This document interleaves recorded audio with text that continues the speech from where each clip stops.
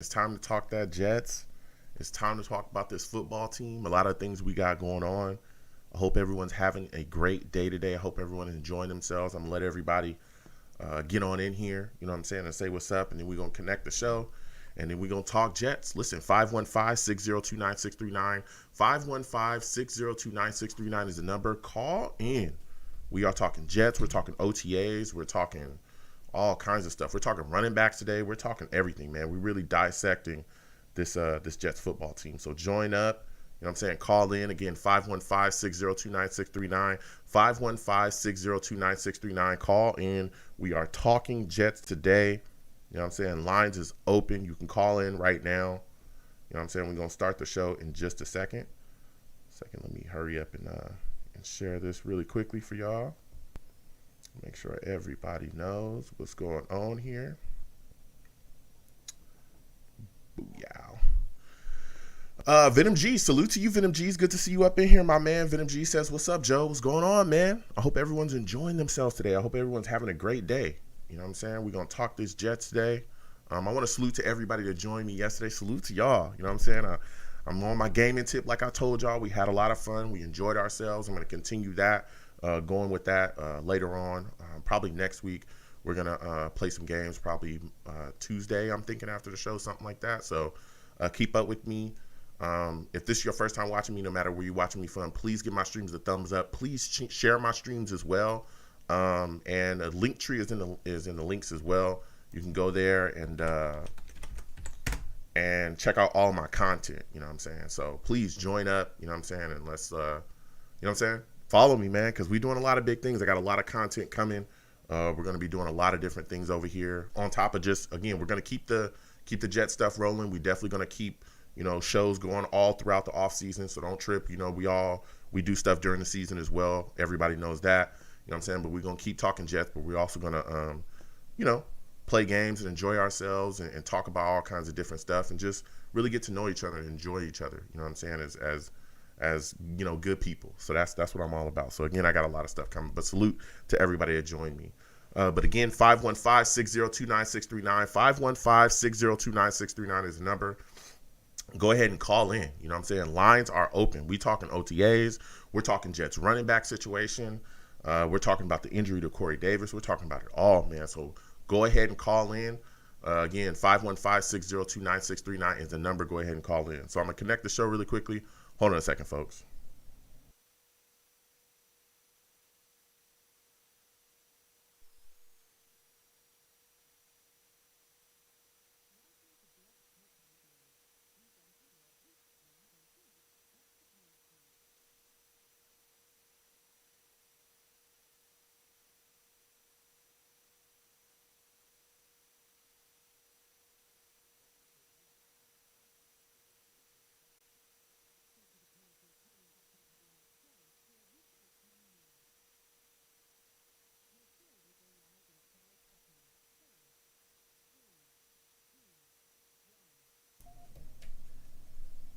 Blog Talk Radio.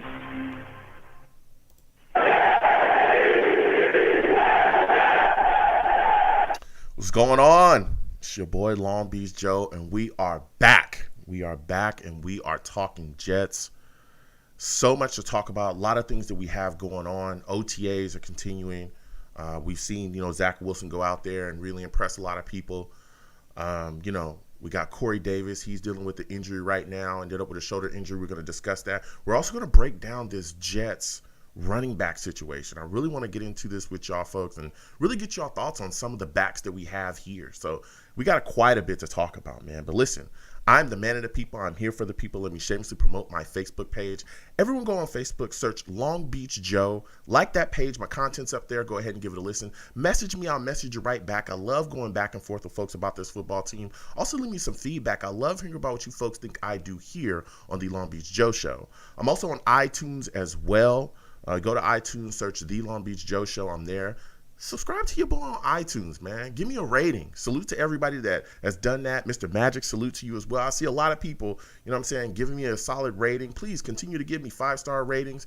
Give me some feedback on there as well. A lot of people enjoy the show and having a good time. So please, please, please follow your boy on iTunes and also give me a rating as well. And I'm also on Blog Talk Radio as well. Blog Talk Radio, / Long Beach Joe Show. You can check me out on there as well. Also, while I do my radio, also live stream as well on YouTube. You can check that out on Long Beach Joe Jets. Long Beach Joe Jets. You know what I'm saying? Go ahead and check that out, man. We have a lot of fun on that channel.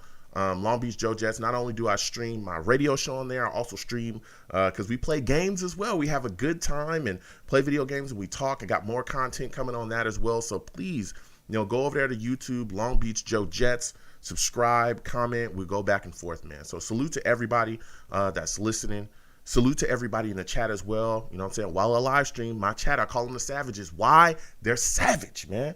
They savage. They get it, everybody. It doesn't matter who you are. They're going to get after you. You know what I'm saying? So, man, this is going to be a blast. I got a lot to talk about today. Can't wait to get into the show. Like I said earlier as well, Corey Davis, dealing with a minor shoulder sprain. We're going to discuss that. That kind of bolds into what I was saying about wide receiver depth and keeping, Crowder around. Hello. You don't want to just push guys out the door. You know what I'm saying? And, there's things that can happen. We saw Mims miss time last year. We saw Brashad Perryman miss time last year. We saw all those things. So we're going to get into that. We're going to cover the running back situation as well. Also, the Jets bringing in Matt Burke as a game management specialist. We'll discuss that. We got quite a bit to discuss. But before we get into those things, okay, as everybody knows, I'm a Jets fan. I'm not from New York. I'm not even from the Jersey area. Grew up in California. And one thing I noticed is that this fan base, we're everywhere, man.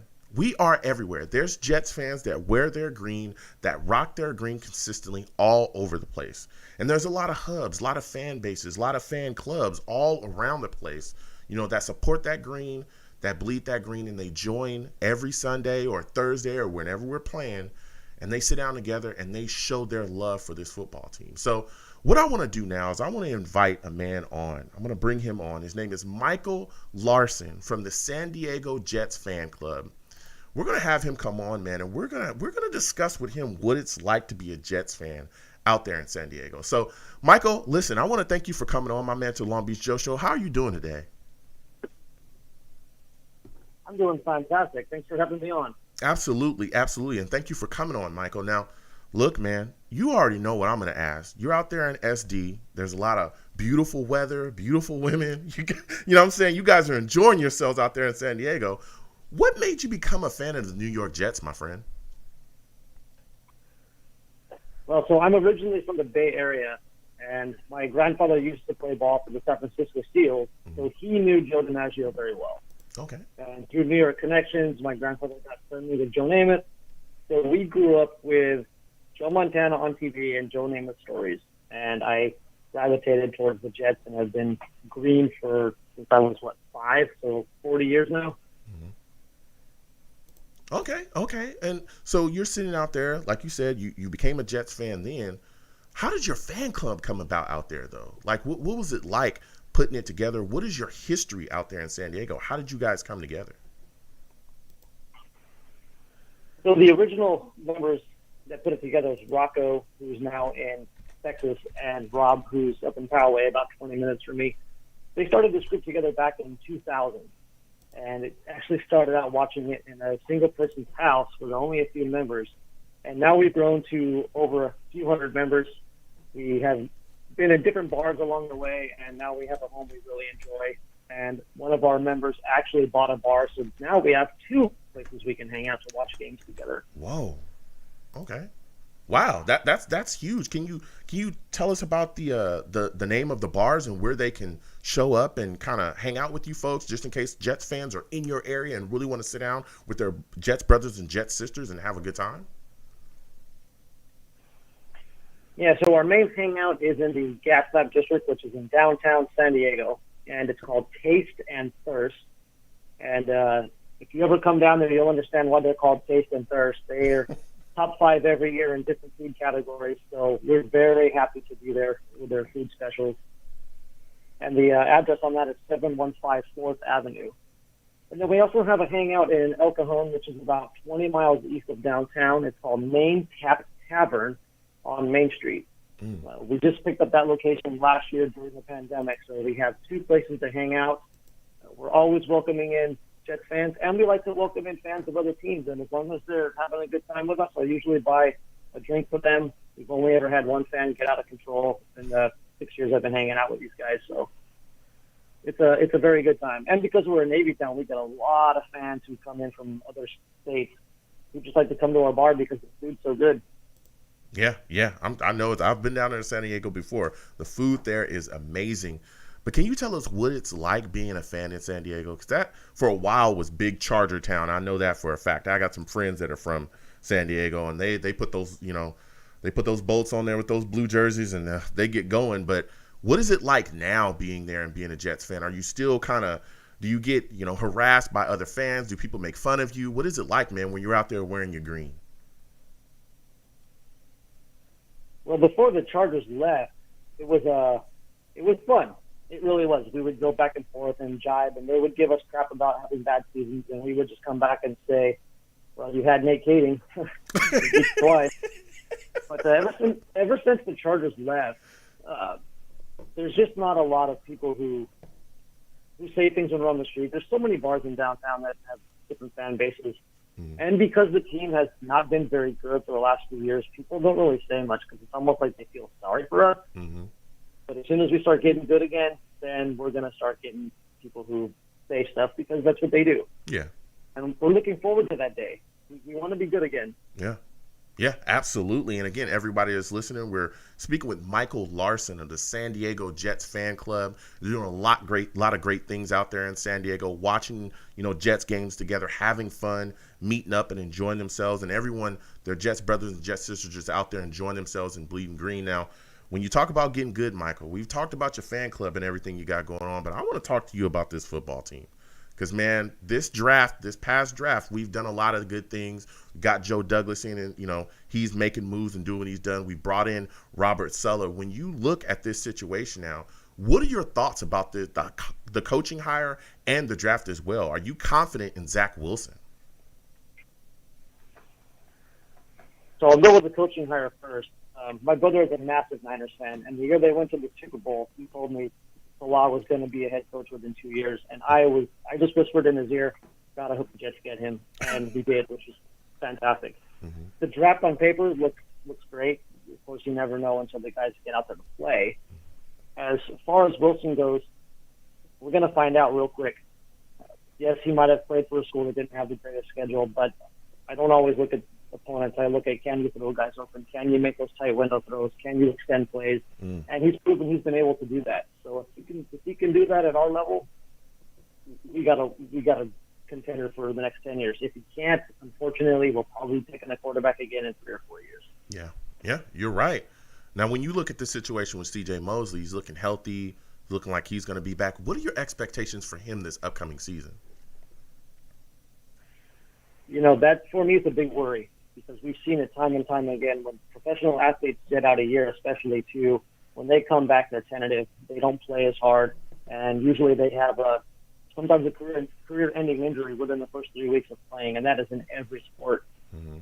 So for me, if he can get through game 4 and he's still talking about being healthy and playing the way he plays, then he'll make it through the season and we'll be fantastic, and I'll be stoked he's back. Yeah. I just hope when he gets in game speed, that first game, making a few big hits, that something doesn't pop, and then he's out again. That's my biggest concern. Yeah, I'm right there with you. Now, my final question for you, Michael, before I let you go, is what is your biggest concern for the New York Jets going into this next season? Well, that's easy. Corner. We don't have any proven corners on the team. We just don't. Bryce Huff might have been a steal in the draft last year, but he didn't get to play until a little bit midway through the season. Wes Austin has flashed, but he has not been consistent. I know there's been chatter about trying to bring Richard Sherman over. Don't know if that would happen. Don't know if I would want that. We have linebackers, and we got a nasty front four, which is great, but if they can't get to the quarterback within the first 3 seconds, we don't know if our corners can hold up. Yeah. And we may end up having to win games in shootout instead of defensively. And we've been built on defense for so long. We're not used to scoring 30 and 40 points a game. And if that's what it takes to win this year, it might be a long season. Expecting a rookie quarterback to throw 30 to 40 points every week is unrealistic. Yeah. We'll see how it happens. I have some question marks about the cornerback position as well. But Michael, it's been phenomenal speaking with you, man. Like I said, you guys do a lot of great things out there in San Diego with your group and everything you folks put together. Before I let you go, can you please give everyone again all the information where they can contact you, all the information where you guys hang out, and also your social media links? How can they hit you up on your social media platforms? So we can go to the Facebook and look in the groups, and it's under San Diego Jets fans, and it will pop right up, and just hit request, and one of the three admins will add you in. The places to meet up with us is Taste and Thirst, which is in the Gas Lamp area, 715 4th Avenue. And we also have Main Tavern, which is in the city of El Cajon. And also we want to throw a shout out to the Tucson group, who I know is coming on your show, I believe, on Tuesday. Oh, yeah, we do a lot of get-togethers with them. We do golf together. We used to do softball. We're going to start doing that again. We do river trips together. We do kickoff pool parties together. Usually they'll come out west for a game. We'll go out there for a game. So we do a lot of stuff with them. They're a lot of fun. Yeah. Listen, Michael, man, I want to thank you for coming on. Again, thank you for spreading the message, and thank you for everything you do with your group, man. You have a good night, my friend. You do the same, and I'm looking forward to coming on the show again next year. Absolutely. You have a good one. See ya. Woo! Listen, Michael Larson, that San Diego fan group, they are serious business. That group is serious business. I've had some fun with them before.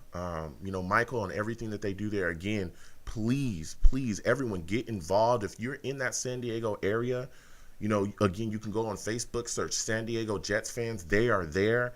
Get in contact with them. Talk to them. We talked about the bars they're going to be at. Listen, go out there and have fun, man. I know it's tough traveling sometimes. It's tough being a Jets fan. You go certain places and you don't know where the green is at. You can find it. You know what I'm saying? And I'm going to continue to do this as well. We're going to continue to bring fan clubs on, and we're going to be talking to different people from different areas. And it's always good to speak to fans from different places to get their perspectives on this football team.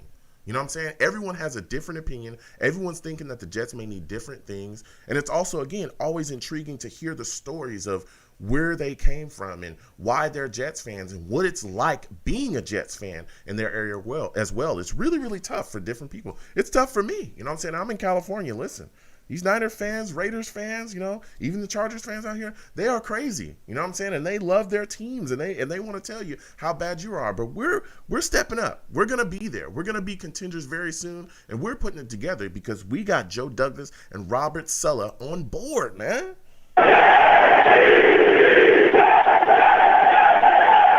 And salute to my guy again, Leon Kennedy, with the big donation, man.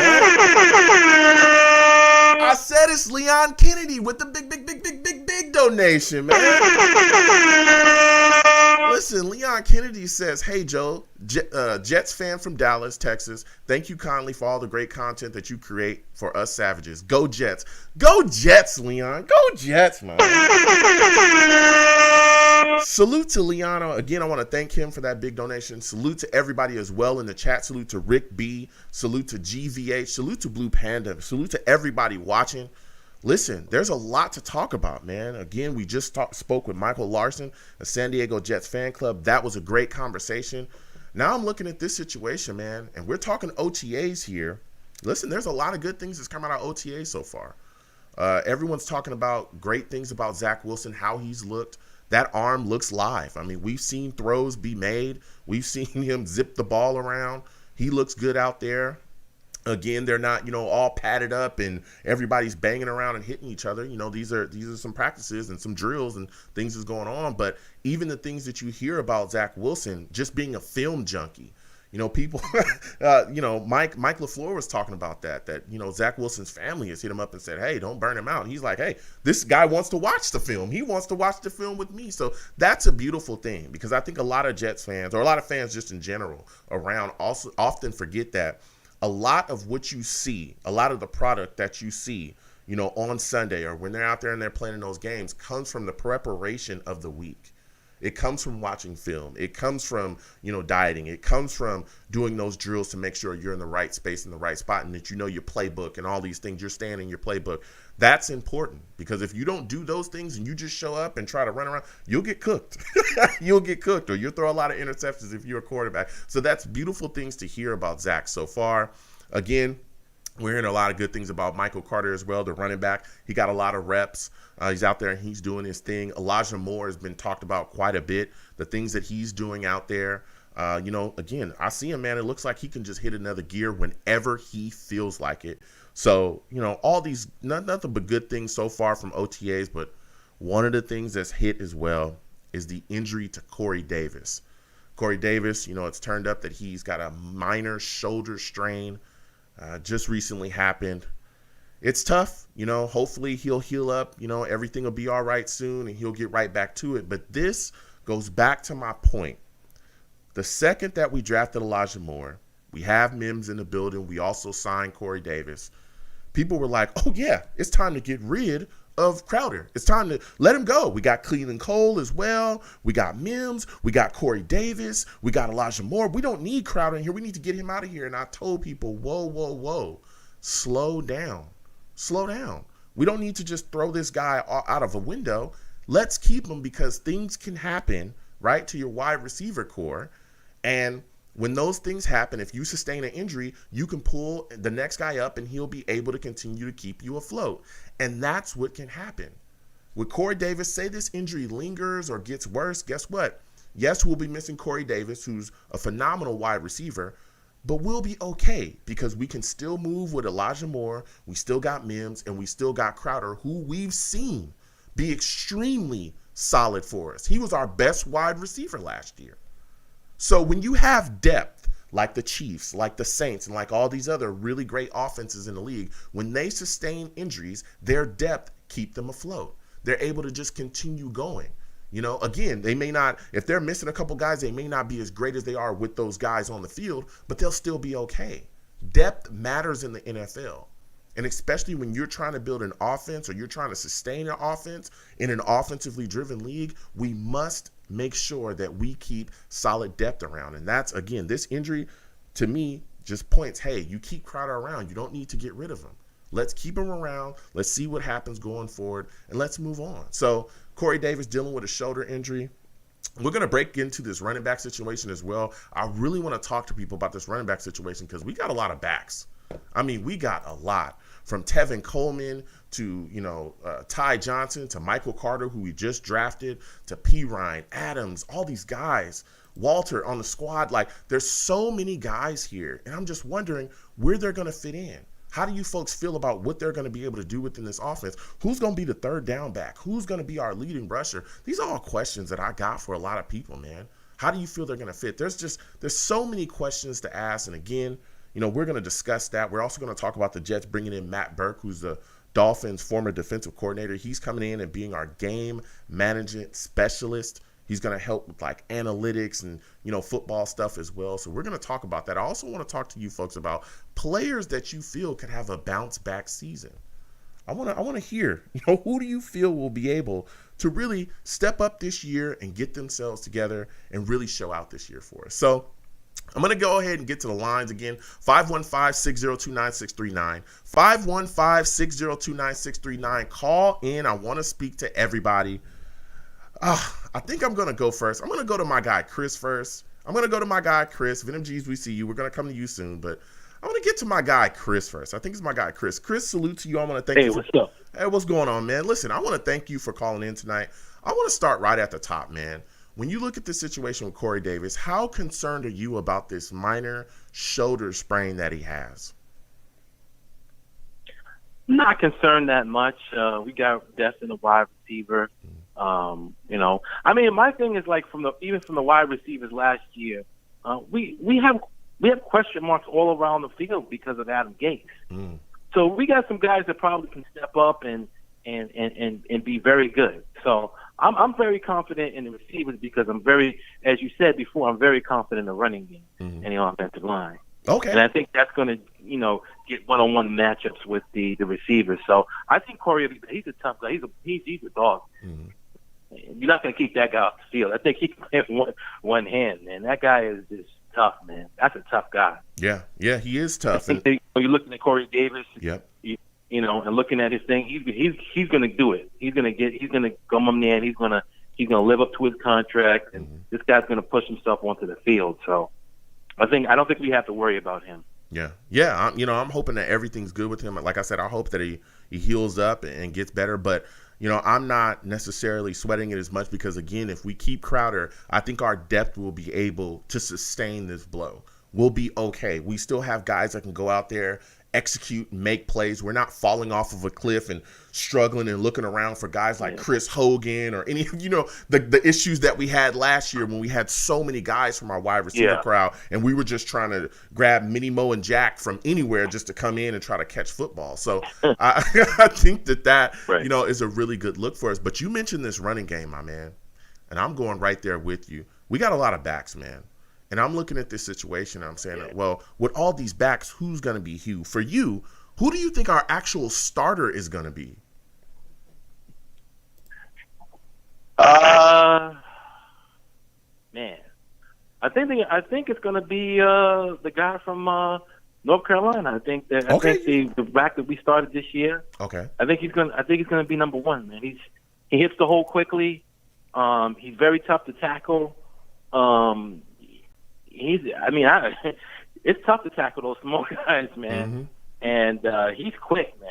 Yeah. So it's going to be a problem. So I think, from looking for him, maybe they give the guy Ty Johnson a shot and P. Ryan, because of the bruising thing. But you think one thing about Michael Carter, he's gone, man. Yeah.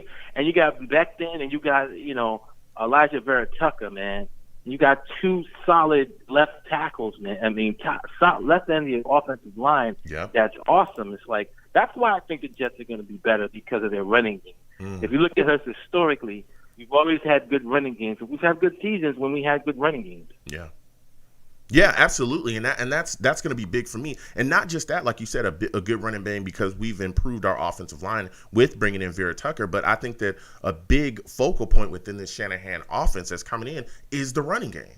If you look at the years that they had in Denver, if you look at the years, look at the Niners. The Niners, literally, they were running. Kyle Shanahan is there, and that signature is the running game is going to really pull you out of a lot of situations and put you in really good situations. The way they set them up as far as their running scheme, just the hole that they attack, how they attack defenses, up front with their running schemes and how they block, that is going to really bode well for us. But my next question for you is, because we talked about the running game and all these things, could you see Michael Carter or even, Ty Johnson or P. Ryan, could you see those guys be utilized, being split out wide and being used as receivers within the receiving game?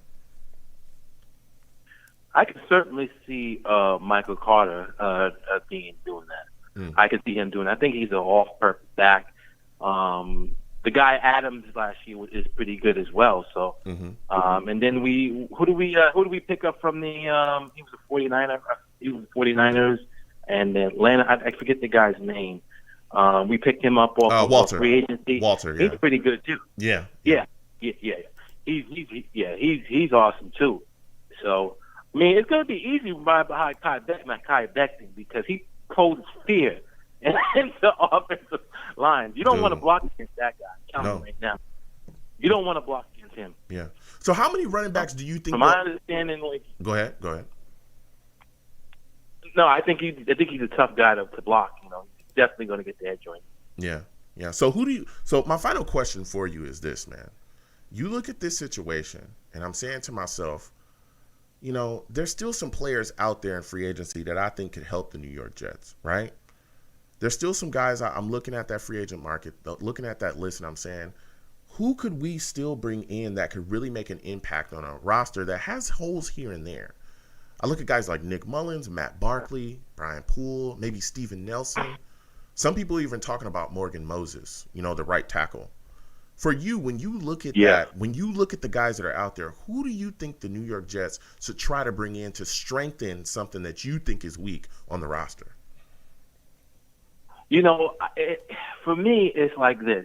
and people are going to say, "Hey, you're mad and hunting, and you're going." To me, honestly, I think the Jets should make a move for Julio Jones and take the second round. And here's why. Whoa, Chris, here's my reason. Chris, you keep your hands on the wheel now. Keep your hands on the wheel, Chris. Yeah. Here's my reason why. Okay. Here's my reason why. If we look at the Jets team for the past 10 years, and I heard it, what have we been known for? The defensive team. Okay. Guys, people who have a team that has defense. And we have two of the greatest cornerbacks. We had Camardi and Reeves.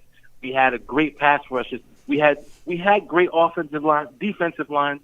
We've never had that offense, that unstoppable offense. And my thing is that if you put Julio Jones out there with these guys, I mean, you get two matchups. You even Chris Herndon and these other guys, and you make the whole offense a lot better. Okay. And you give your rookie quarterback a huge target to play with. So that's just my opinion. I'm for the Jets changing and being a more offensive, more oriented team. Mm-hmm. Instead of the last 10 years, we've been when we've been competitive, we've been defensive. Let's try to be a defensive team because I believe that we can build the defense through the draft. Mm-hmm. And I think Julio Jones and having a veteran like that with these guys is good. And a matter of fact, I think they should trade Crowder for him, and you bring in Julio Jones and you solidify that wide receiver position because you already have Elijah Moore and the other Keelan Cole. And I think Julio Jones would make a difference in this team. Yeah, look, and I hear you, Chris. I mean, Julio this year, he makes what, $23 million?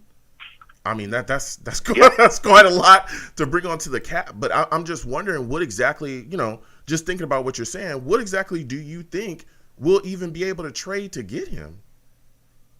Like you're just saying Crowder and what? Like I said, I would say a Crowder in the second round pick. Oh man. Okay. I would say Crowder. We have two number ones next year. We have two number ones. Okay. The best way to get a rookie quarterback is to be competitive. Joe Douglas, probably is going to trade that first later pick back for more picks. Mm-hmm. We need to be an offensive team. We need to have stars. Corey Davis is good. But if you get Julio Jones, you become a great offense, and you give time for your rookie quarterback better open looks. If he's that great like everyone's talking about, Julio's getting doubled up every time. So that leaves Corey Davis open. That leaves Denzel Mims. They get the running game. You overcome an overall better offense, in my opinion. Yeah. And I think that one of the things that, as far as Patrick Mahomes and everybody says, oh, he's such a great. He has some pretty good wide receivers too. He had a great tight end too, and had good running backs. So it's about the team you surround him with. And I think that we need to look at that. I mean, maybe they won't do that. Yeah. But I'm looking at that situation. I'm looking like, that's the best thing instead of bringing in cornerbacks, because when you bring in these creating cornerbacks, they never work out. Okay. They never work out. They never work out. Maybe Steven Nelson's a pretty good. He would be my close second to bring in to do some things. But I make the move for Julio, man. That's just my opinion. Okay. I'm in the minority. A lot of people say he wouldn't do it, but that's just my opinion, man. Listen, Chris, you're bringing the fire right now. I respect your take. Give this man a hand. Give him a hand. Yeah.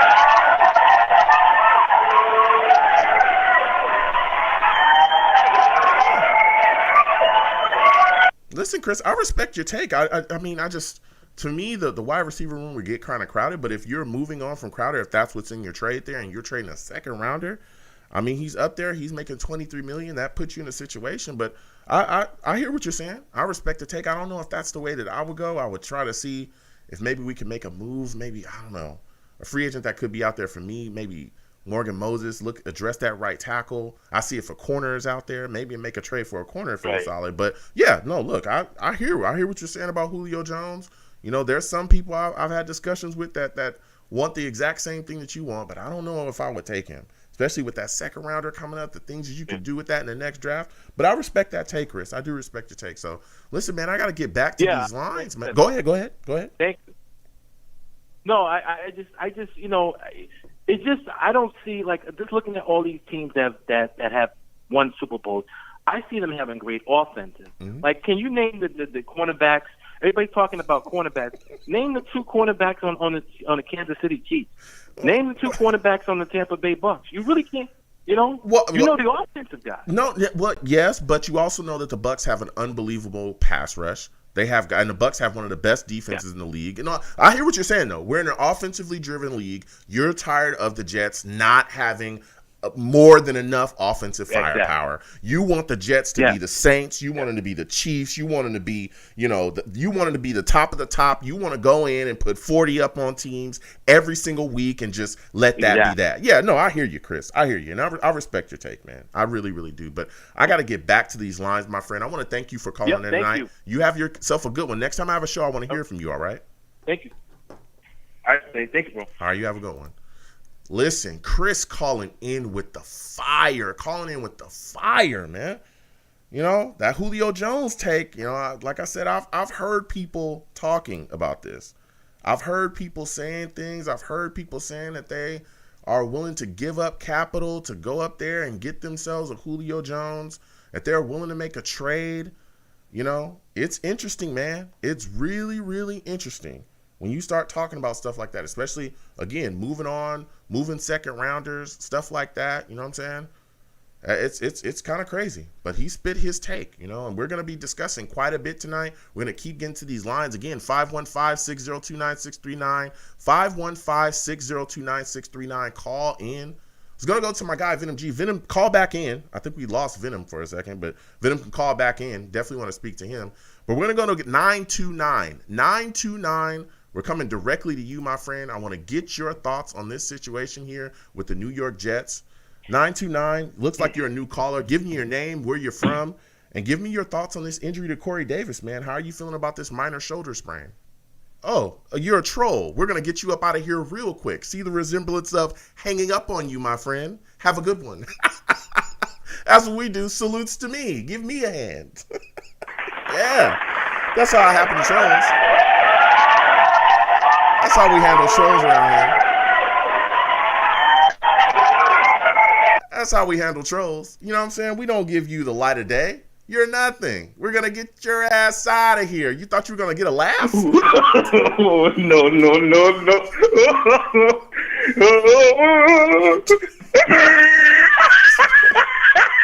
This boy's insane. This boy's insane. You know what I'm saying? Calling in with that nonsense. Don't nobody want to hear that, boy. Ain't nobody got time for you, boy. Get your ass up out of here. We handle them easy around here. You can talk to the tone, my friend, the dial tone. You know what I'm saying? Have a good one. So we're going to keep getting to these lines, man. 515-602-9639. 515-602-9639. Call in. Do not call into my show cursing. I will get you out of here fast. Faster than I just got that bum out of here. Fast! Here we go! Yeah, I get in here big time. I get you out of here real fast. I sent him to the abyss. To the abyss. I sent him to where Adam Gaze is at. That's where I sent him. Wherever Adam Gaze is at, that's where I send you. That's exactly where I send you. Straight to where Adam Gaze is at, man. You know what I'm saying? Calling here with the nonsense.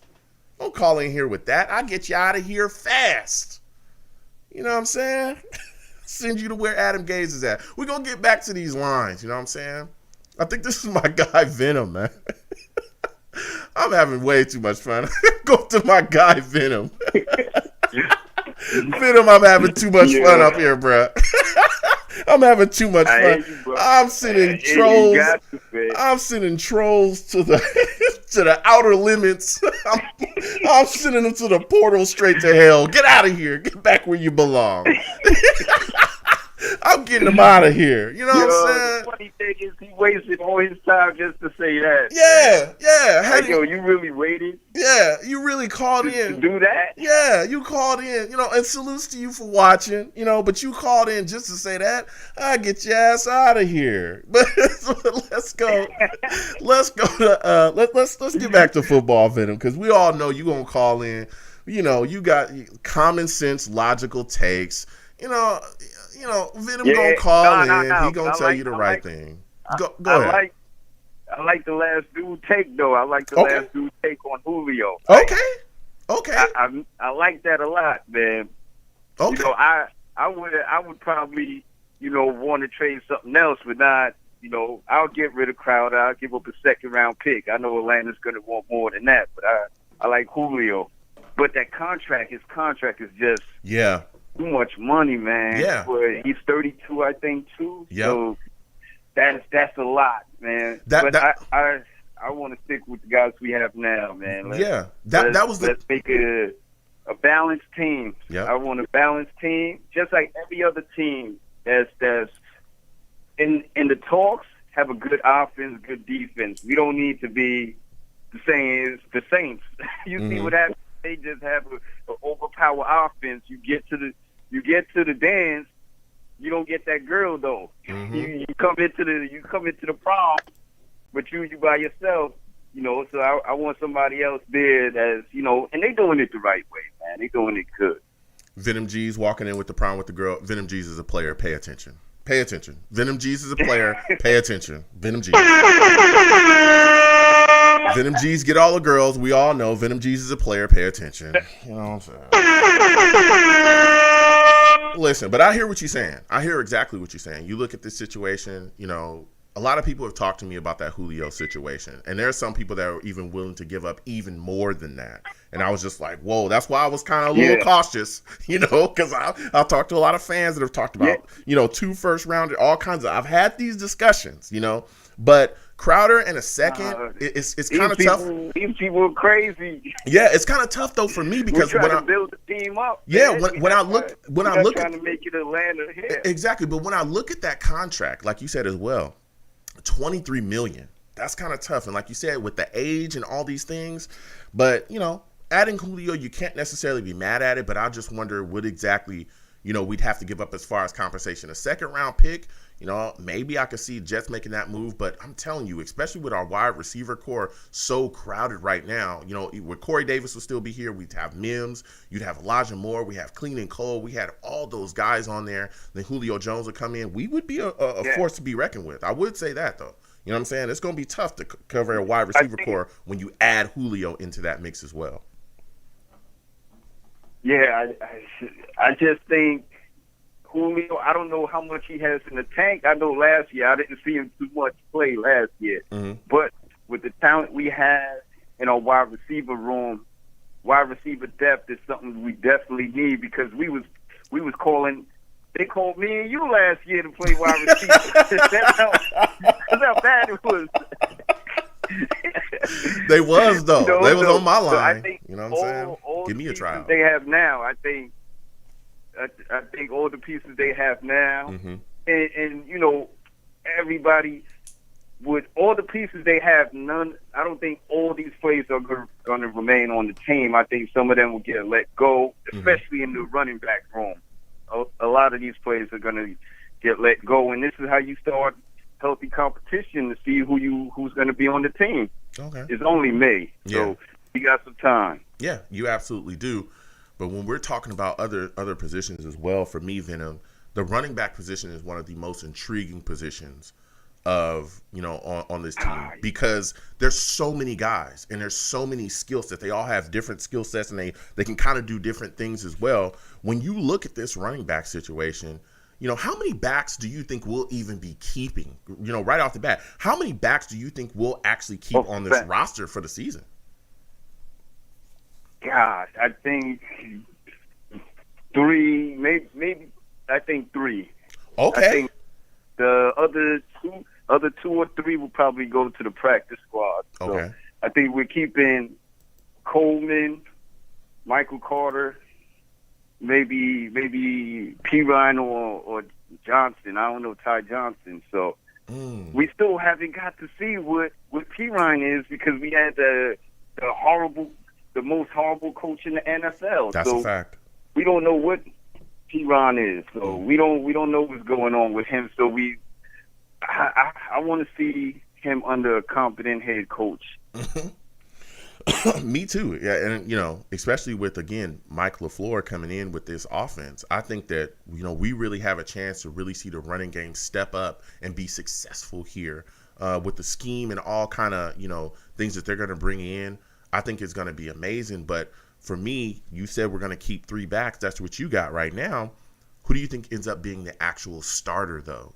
Are you a guy that looks at Michael Carter and says you think Tevin Coleman. Oh, you think that Tevin Coleman's going to be the starter? Off the bat. Wow. Tevin Coleman is definitely the starter. He's been in San Fran. He knows the system. He's ahead of everybody right now. Tevin Coleman is day 1 starter. Okay. Michael Carter will eventually by the end he'll be the starter towards the back half of the season. Okay. Wow. So you got Tevin. I think Tevin Coleman is definitely the starter. Okay. What running back could you see really being split out wide and utilized as a wide receiver within this offense? Because that's what we were all screaming for with Le'Veon Bell in the past and all these other things. What current Jets running back could you see Mike LaFleur utilizing to be split out wide, utilizing the wide receiver, and put in those roles where they become a matchup nightmare for football teams and linebackers in particular? I think both Coleman and Michael Carter, but I see more of Michael Carter in that role because he has great hands. He's a bell horse, and he could catch the balls out the backfield. So I think Michael Carter will probably be more of the wide receiver / halfback type player. Okay, yeah. I mean, you look at this situation, I think that they all kind of have that take. I think a lot of people are sleeping on Ty Johnson as well. I think he's a guy, we've seen him really put things together, be a really smooth runner. I think he's a guy that we could also see have big success within this offense, especially just some of the things that we saw last year. And he was in Gaze's offense, who was terrible, but he was still making some runs, and we were thoroughly impressed by him. So I could see him being utilized out there as well. Now, when you look at this situation, I think there's some free agents out there, Venom, that I'm still intrigued by, man. Some guys that are still out there on the market. Are there some guys that you think could be able to be brought in and really help the Jets improve their roster at positions that you feel like aren't strong?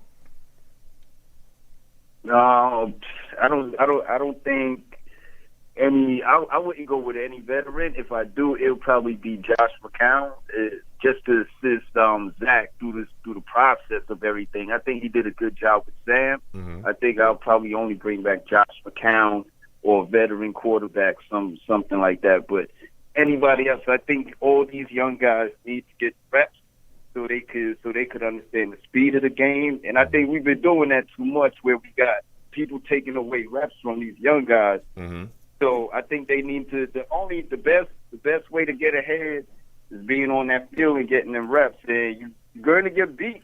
Mm-hmm. You're going to get taken advantage of, but you got to learn from it. So I think all the corners that we have are, everybody's there to work. So they all everything we've been hearing about OTAs is that everybody's in the meeting rooms, playbooks. Everybody's into being successful. So I think they're ready. They're up for the challenge, man. So I think we don't need any veterans to assist them. I think maybe just that. That's about it. So you're not concerned about the New York Jets not having a veteran backup QB? You're ready to go, into the season with James Morgan as your backup?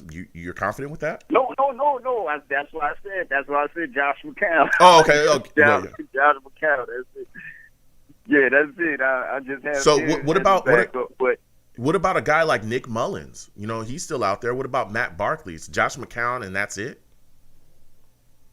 Yeah, man. That's what I'm wondering, because Josh is doing his thing. Everybody. He was in talks to being a head coach at this point. Some points this offseason, they were talking about him possibly being a head coach at certain teams. I think only if I was to take a player, I would probably get somebody from free agency, probably a defensive tackle that could maybe fill in for Quentin Williams. I think that's about it, because he may miss some time, just to give him some time to recover as best as he could and get back to the person he was before the season ended last year. So I just would probably want to have somebody in there as well. Okay. But other than that, I don't think we need to bring no veterans on, man. Let these guys make their mistakes, get burnt a couple times, and then start improving. I think the only way you could go get better is going to the fire. Yeah, Yeah. No, look, I respect that. So my final question for you, Venom, because you've had a very solid call so far, is when you look at this Jets team currently on the roster, what player in their second year are you looking to really step in and have a major impact? Oh man, second-year player. Yeah, second-year player. Come on, Venom. Bryce Hall. Bryce Hall. I think he's gonna. We need to get rid of, Blession. He needs to go, man. Oh my God. We got all new young guys. Get Blession ass out of here. Bless him out of here. So Bryce Hall is the guy for you. And yeah, Bryce Hall. I think Bryce Hall is going to be a shining star too. Mm-hmm. But I think this is going to be the front runner for the cornerback room. Okay. Look, I respect I think that. that's the most improved. And my man, I know you sometimes hate on my man, but I know Chris Herndon going to step up this year, man. Oh, Chris you Herndon do? going to step up. You do. Well, that's good. That's good, Venom. Do I think that Chris Herndon's going to step up? Hell no. To the no. Hell to the no. Hell no. Hell to the no. To the no. I don't think he's going to step up at all. Joe, Joe, you can't do him like that. I man. can't. Oh, yes, I can. You can't do him like that. Oh, yes, I can. Why can't I? Listen, I have watched years. I've watched years of Chris Herndon. Please just. I've watched years of Chris Herndon. I was a big Chris Herndon guy. I was hoping for him to step up. But Venom, come on, bro. If he's not hurt, if he's not suspended, then he's hurt. If he's not suspended or hurt, then he's dropping footballs. If he's not suspended, hurt, or dropping footballs, then he's fumbling. Come on, Venom. Can't say that. Come on, Venom. Why can't I? I'm not saying the say stats are. The stats are saying that, Venom. The games are saying that. I'm not just everybody act like I'm just standing out on the corner just yelling. Like y'all don't watch the same games that I'm watching. Come on, man. Like we saw man. Chris Herndon his first year, he was productive. Mm-hmm. Then we saw 2 years of Chris Herndon under Adam Gase. Mm-hmm. So I don't know, even last year, watch the tape, you see him last year, him and Griffin is in. They're blocking. They're not running routes. They're not doing nothing. They're trying to make sure the pressure don't get to Sam Darnold. Mm-hmm. So I think he's gonna do his thing this year. Mm-hmm. Keep on crying. Keep on crying for Chris Herndon. I'm just keep on crying for Chris Herndon. Y'all just keep. We're gonna have another talk in November. Listen. You're gonna say, "Yo, Venom, you were right." Yeah, I hope. I want to be wrong. I really do. But I'm just tired of every year going, "Oh, yo, Chris Herndon's really gonna step up this year. Yo, Chris Herndon's really gonna do. Yo, Chris Herndon." It's like, and he never does it ever. He never does it. He never plays. And when he does play, when he's not suspended or injured, he's dropping footballs. I understand everybody going, okay, he may have not been utilized to the best of ability. Okay, I could see that argument. Okay, maybe he was blocking a little bit. But when they finally gave him opportunities and threw the ball his way, what did we see? Drops. Then if we didn't see drops when he actually caught the football, how many fumbles did he have this year? How many fumbles this year did he have, Venom? Critical fumbles that really killed our drives. Oh, man. Venom, come on. Yeah, how many critical drives, Venom? Come on now. And you guys want me to just have blind faith in Chris Herndon? That's what you want me to do? You're smoking crack. Stop. You gotta stop. Y'all gotta stop. Hit him again. Hit him again. You're smoking crack. Stop. You gotta stop at some point. I mean, what do y'all want? What? What more do you want from me? What do you want? What can I do? I was a big Chris Herndon guy. What do you want? I've tried. If he's not hurt, if he's not suspended, he's dropping footballs. If he's not doing that, then he's fumbling. I can't do this again. I can't mentally go there again to pump myself up for Chris Herndon, and then he comes out and does nothing. I can't do this. Kenny Yeboah, yes, I'm excited about him. Croft, I'm more excited about him. Hell, even Wesco, I'll take him. But I'm tired of just talking about how great Chris Herndon is going to be, and he does nothing, dude. Come on now. Come on. Yo, November, we're gonna have a different talk. I hope we do. I promise you that we're gonna have a different talk. Yeah, it's gonna be it's gonna be a different day. I don't know, I don't know if it's gonna be a different. It's gonna be a different talk because it's gonna be a different day. I hope it's a different talk. I hope we not having the same show twice. Go ahead. It's either you're gonna say Venom, I told you, or Venom, you were right. That's other conversation we're gonna have then. Yeah. But Joe, I know you got to get back to the show. Yeah, I do. I know you got other callers waiting, man. So listen, have a great night. Absolutely. And you know, I'm waiting for the Resident Evil continuation, man. Listen, we're gonna keep playing those games. We're gonna keep doing that. You know what I'm saying? Salute everybody listening. Joe was running, trying to knife him out. Everybody that's listening, in case if you're on Blog Talk or you weren't, I live also game on this channel as well. We have a lot of fun, and we played some Resident Evil last night on top of some Street Fighter 5, and it was a blast. We'll continue that, Venom. I know everybody's excited about it. We're gonna continue that going. I'm gonna add more content, but Venom, I got to get back to these lines because they are cooking. You and Chris Herndon, y'all have a good night, all right? Next time I have a show, I want to hear from you, my man, all right? Definitely, Joe. Have a good one, man. You have a good one, man. Listen, I love Venom. I got nothing but love for Venom. We've been talking Jets for a long time. That was an unbelievable call from Venom. I got nothing but love from Venom, but I am just tired of this. I am tired of this Chris Herndon narrative. I need to see it. At some point, I just need to see it. You can't keep telling me how great he's going to be, and then nothing ever happens. You can't keep telling me, dude, if he's not suspended, then he's hurt. If he's not hurt, then he's dropping footballs. If he's not dropping footballs, then he's fumbling. It's like, okay, well, where are we going to do that? All right? This offense, yes, it was the same offense that was in the 49ers or in San Francisco with the Niners. Yes, we saw success from the tight end position with Kittle and all those guys, but we ain't got Kittle here. You know what I'm saying? George Kittle does not play here. So, I'm going to keep going forward. Again, 515-602-9639, 515-602-9639. Call in. If you're watching me, no matter where you're watching me from, please give my stream a thumbs up. Also share my stream as well. Having a lot of fun. We're going to continue to the lines. Next caller I'm going to is 848-848. I'm coming directly to you. You look like a new caller. Give me your name, where you're from, and give me your thoughts on this Jets running back position. I'll get you up out of here, too. We got a lot of trolls out here tonight. We got a lot of trolls. Y'all want to go? Here we go. We'll get you out of here real quickly. Very, very quickly. You know what I'm saying? We're just going to keep getting to these lines, man. We're not going to let no trolls shut us down. I deal with the trolls. I'll send you to the abyss with Adam Gaze. That's exactly where I'll send you. Very easy. To the abyss with you. To the abyss with you with Adam Gaze. We're not having it. I'll shut you down real easily. You know what I'm saying? So we're going to keep getting to these lines. Again, 515-602-9639. 515-602-9639. Call in. I'm going to my next caller, 731-731. I'm coming directly to you.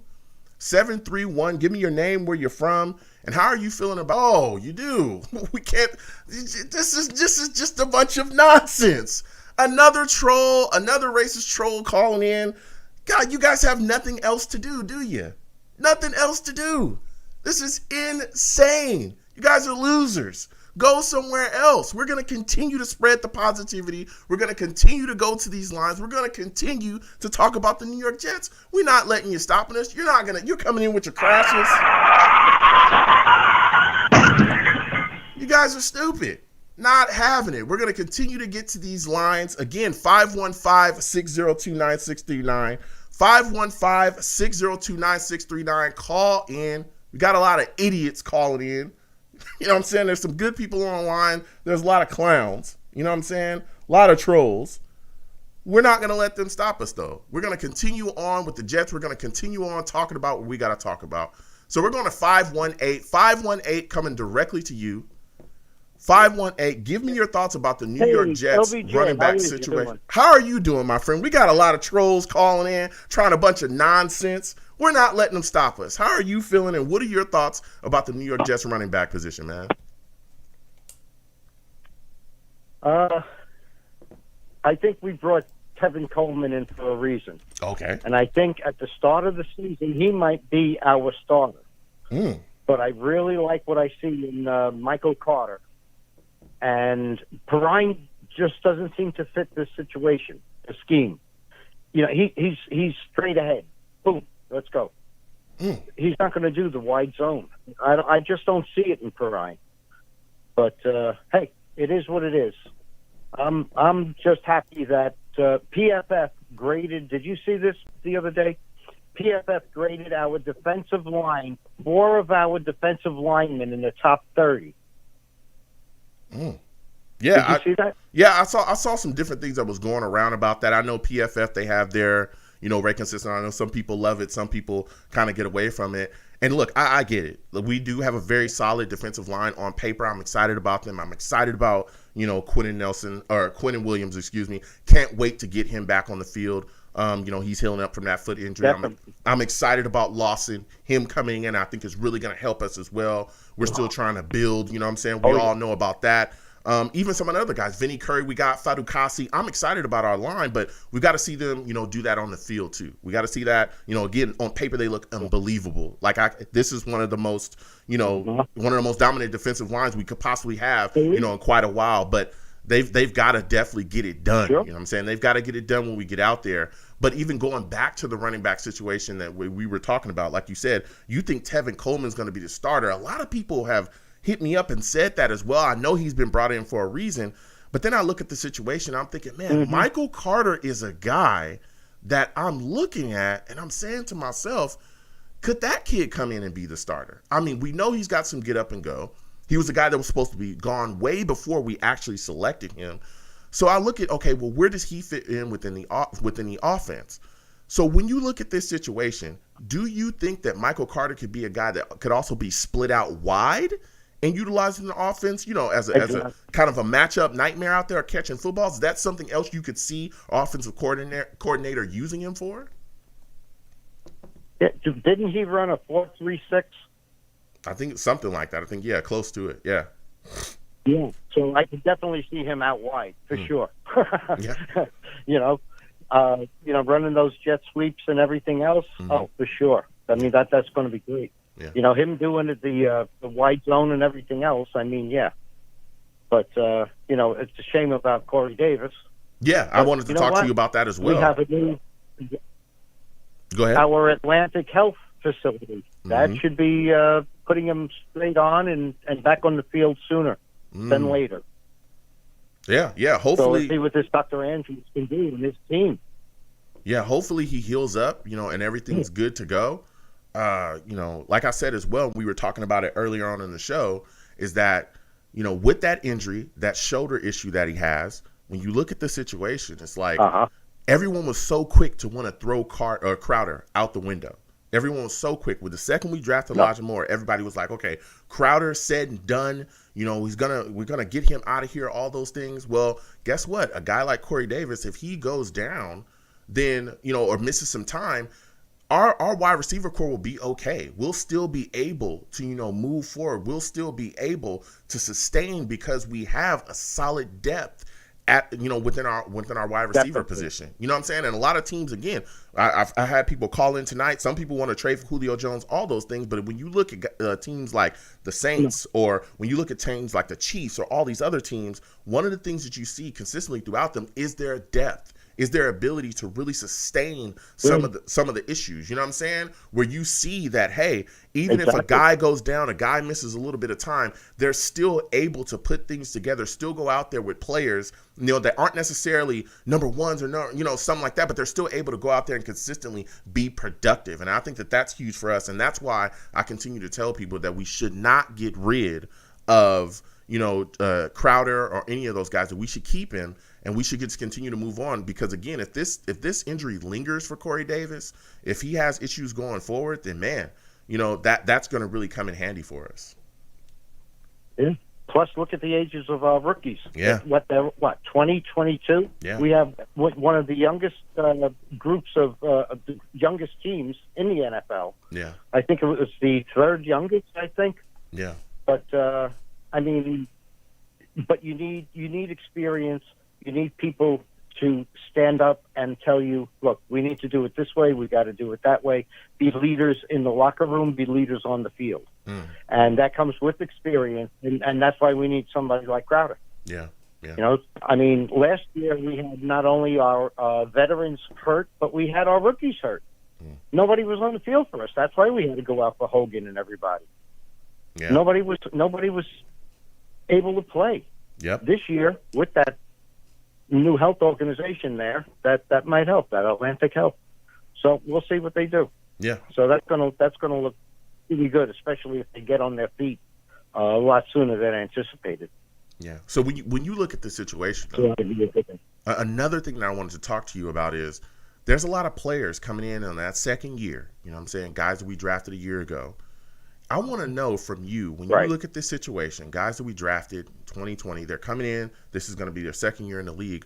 Who do you look at from that draft class do you think is going to be able to step in this year and have a big-time impact? Well, it seems that they're high on Guidry, Javelin Guidry, and I think he's going to be sticking around.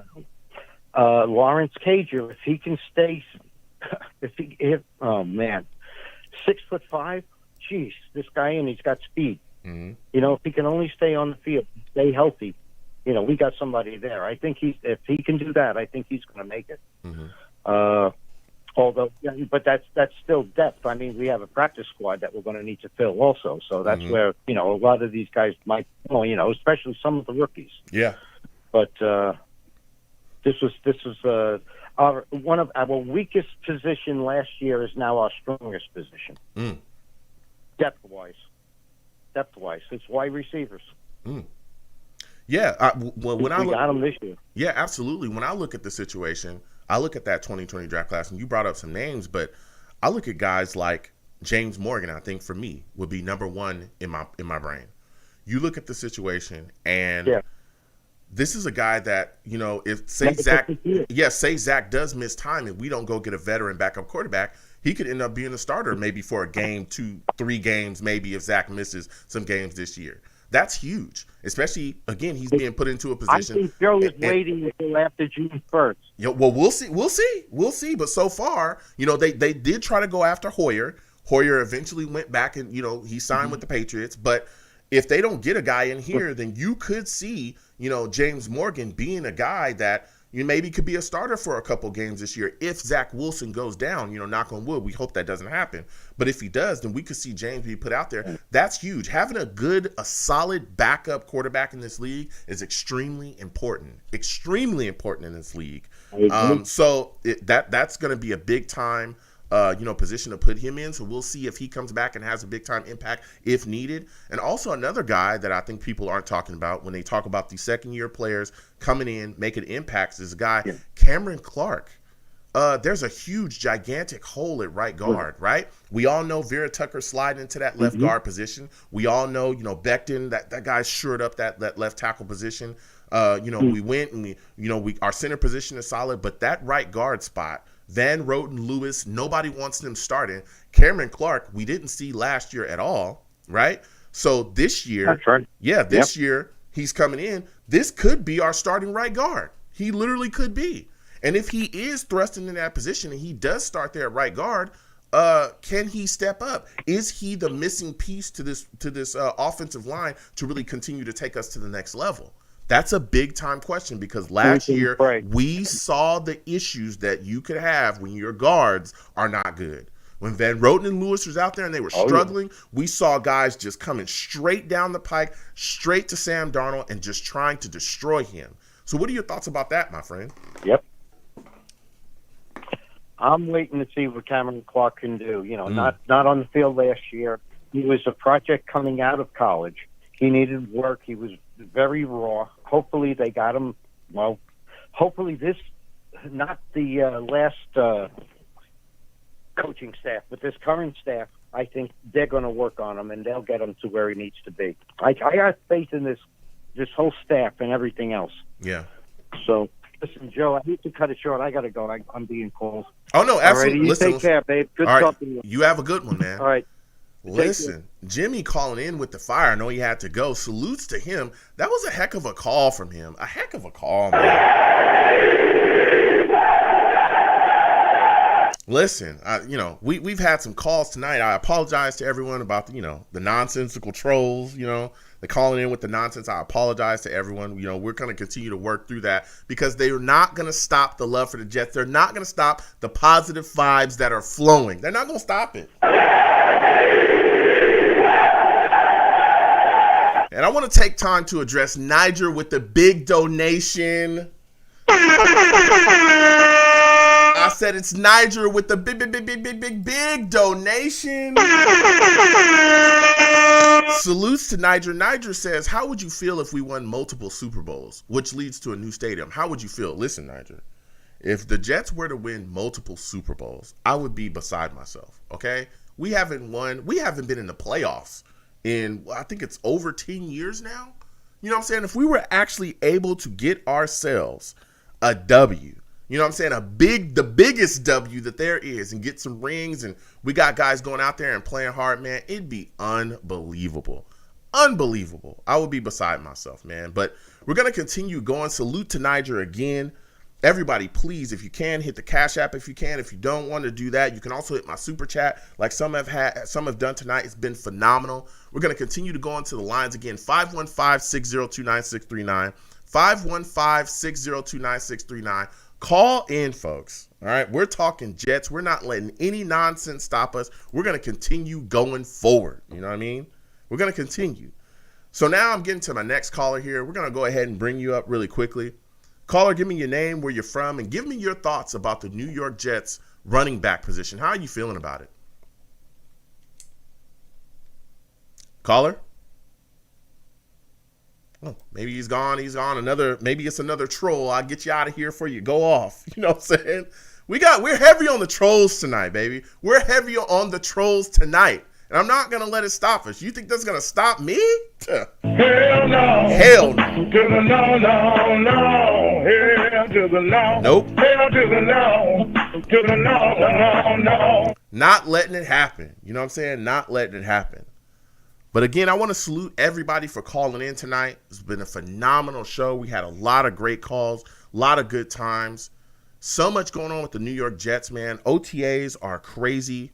You know what I'm saying? A lot of guys going out there, showing up, showing out, putting things together. We're hearing a lot of positive things about Zach Wilson, Elijah Moore, all those guys, man. All those guys really having a very, very good time. But I tell you what, this running back position, man, it's one of the most intriguing positions for me.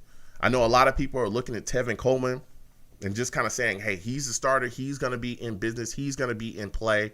And look, I get it. You know what I'm saying? I get that a lot of people are talking about that, but I think Michael Carter could be there. You know, I think he's a guy that can push the start as well. But I think a lot of people are really kind of writing off P. Ryan and Ty Johnson too. And those guys have put things together. They really, really have. We saw a lot of really good things from them last year.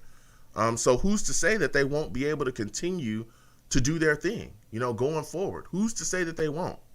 Who's to say that Ty Johnson can't push to be in the scrum? Or maybe we won't necessarily have a starter. Maybe it'll just be a mix of guys. You know what I'm saying? A mix of guys, used in kind of kind of the same way the 49ers were used in their system, where you just had kind of a mix of guys, a running back by committee system. You know what I'm saying? That would be extremely huge. So it's going to be very intriguing. And like I said, I could see other running backs as well being split out wide. We saw that with Tevin Coleman before within this offense. With the Niners and so on and so forth. When I think he also they also ran that offense in Atlanta as well. We've seen him be utilized in the passing game in the past. I think he's a guy that could be utilized like that. I think Carter could be utilized like that. We saw, P. Ryan used like that in the past too. So there's some things that can be done, you know what I'm saying? But we're going to get back to these lines. 515-602-9639. Again, 515-602-9639. I think this is my guy, Val, man. I think this is my guy, Val. Val, if this is you, let me know, man. Val, what's going on, my man? What's up, man? Listen, Finally found some time to call, man. Listen, thank you for calling in, my friend. This has been a heck of a show. We've had great calls. We've had nonsensical trolls. We fighting through it all, baby. You know what I'm saying? We fighting through it all. Oh, man. And this is what happens when you get bigger, man. Hey, man. Hey, listen. It's going to be some Adam Gates. Listen, Val said more money, more problems, huh? That's what Val said.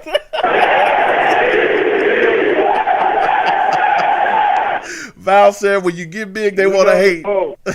You know the vibes. Listen. Hey, man, it comes with it, man. Hey, man, you know what I'm saying? The hate comes with the success. It's all respect. Salutes to everybody. But, let's get back to football. You know what I'm saying? Because we don't let the haters hate. Let them do their thing. Let's go. But I want to talk to you about this situation with Corey Davis, man. Corey Davis has that shoulder injury. It's a strain. What are your thoughts about it, and how concerned are you about that minor shoulder strain that he has?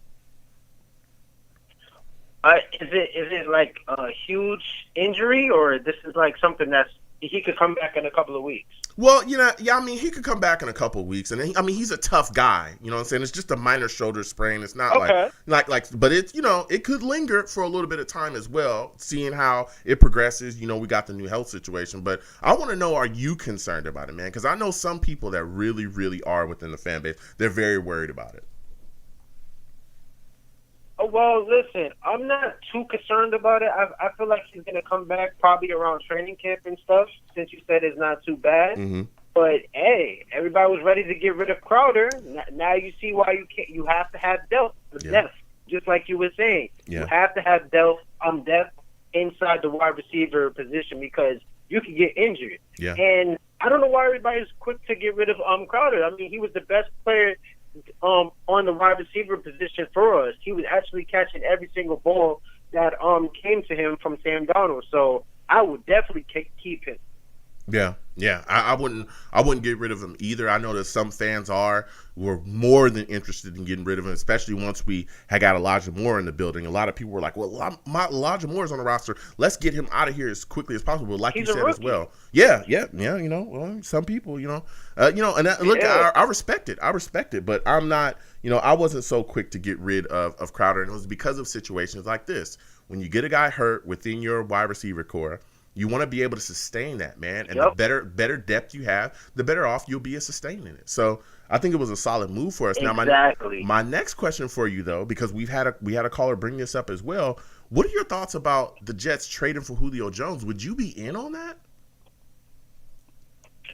For trading for Julio Jones, mm-hmm. I mean, I would love it, but the thing is, I feel like we're rebuilding right now, mm-hmm. and we're heading into the right direction right now. So I really don't want to give up any depth, and I'm pretty sure they're gonna want some picks as well too. Yeah. So I feel like I would have to say no to that Julio Jones trade because I feel like we're building in the right direction, mm-hmm. and I feel like the rookies are gonna figure it out.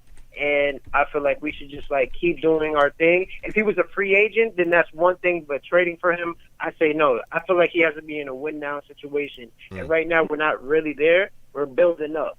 Okay. So I'll have to stay out of that. Yeah. And again, I love everybody's takes. I go back and forth with people, but I kind of said the same thing. But I also looked at that contract. I think he makes over $23 million just this season alone.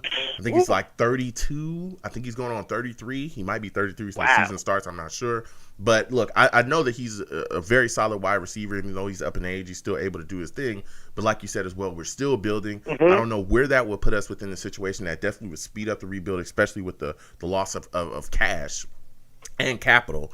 And especially with some of the things that we've seen Joe Douglas just be able to do with the second round pick. Look, we got Mims in the second round. We got Elijah Moore in the second round. He's been wheeling and dealing all over the place. We've gotten so much good talent. Even that trade up that we were able to make for Vera Tucker, that was for just what did he give away? I think a fourth round or a third. It was some mid-round pick. I think it was a fourth rounder or something like that to move up those spots. So it's like first round pick. Yeah, and I mean it was insane. Go ahead. Yeah, and to go off of what you were saying, I don't know why. I was listening to, I was driving and listening to when you was asking people, was that a good pick? I'd say absolutely that was a great pick because mm-hmm. that's a need. Mm-hmm. Because listen, that left side, even though we had what's his name? The left tackle. Becton. Mekhi Becton. Yeah, we had Mekhi Becton. Mm-hmm. Even though he was on that left side, that left guard position was still questionable, and people were still getting past him. Yeah. Even when sometimes he had his little nigga, his injuries and stuff like that. Mm-hmm. So I feel like that was an absolutely great pick, and that was a good depth as well too. Yeah.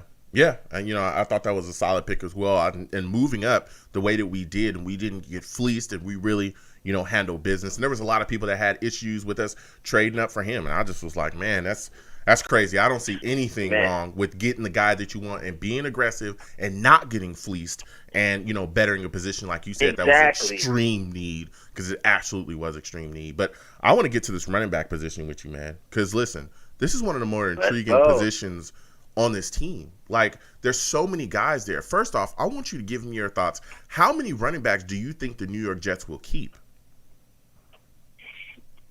I would say we would probably keep 3 or 4. Okay. 3 or 4. And so who are we keeping? Three to be active, and 4 of one of them is going to be probably in the practice squad. Okay. So what 3 are you keeping then? Are you going with Coleman? Are you keeping Johnson? Or who are you keeping? Ooh, okay. So this is the thing. I'm going to keep Devin.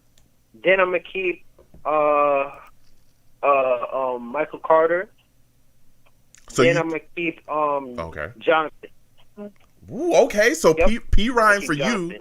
P. Ryan for you is a done deal. You getting rid of Adams as well. Yeah. Oh man. Yeah, you did. Yeah, so here we go. You know what I'm saying? I'm here to ask the tough questions. Everybody, like I said, this is so intriguing, man. It's intriguing. People are not thinking. They're just going, oh yeah, I'll keep 3. Okay, so are we getting rid of P. Ryan? Because if you only keeping 3 running backs and you got all these guys here, okay, you keeping Tevin Coleman, right? You keeping Tevin Coleman. You just said we keeping Ty Johnson. Of course, we're going to keep Michael Carter. We just drafted him. He looks really good. So we're getting rid of P. Ryan? Exactly. P. Ryan has shown some promise here, baby. He can't. P. Ryan has shown some promise. Listen, this dude, he can move. He has. He can move. And the thing is, under the Adam Gates watch, he didn't get that much touches. Nope. He just, like I said, Frank Gore was running like he was trying to get a 5-year extension. He was our future running back. Yeah. So he wasn't going to get no touches. So I feel like, we have to give P. Ryan another chance and stuff. So I'm going to have to say 4 running backs now. Okay. I have to. Okay. So who's it's going to be hard, but Yeah. Who in your mind is going to be the starter? Ooh. I would say probably I'm gonna say Coleman because he knows the system. He's been in the system and he's a really good running back. I feel like they're gonna really run with Coleman, and then they're gonna ease their way into Michael Carter, or maybe P-Ron. Who knows? Okay, yeah. That could be solid. That could be solid. So my next question for you, Val, because you going through it, man. You look at this situation. Let's go. I'm looking at this situation, and I'm saying, what second-year player do you think will be able to step in this year and have a big-time impact on this Jets football team? Listen, the easiest answer is Mekhi Becton, because I feel like he's going to the Pro Bowl this year. He got I would say. He should have been there last year, but I feel like this year he's going to really take another step. But to go with another answer as well, too, I would say Denzel Mims might be taking that step. Okay. Denzel Mims. Okay. Yeah. Yep.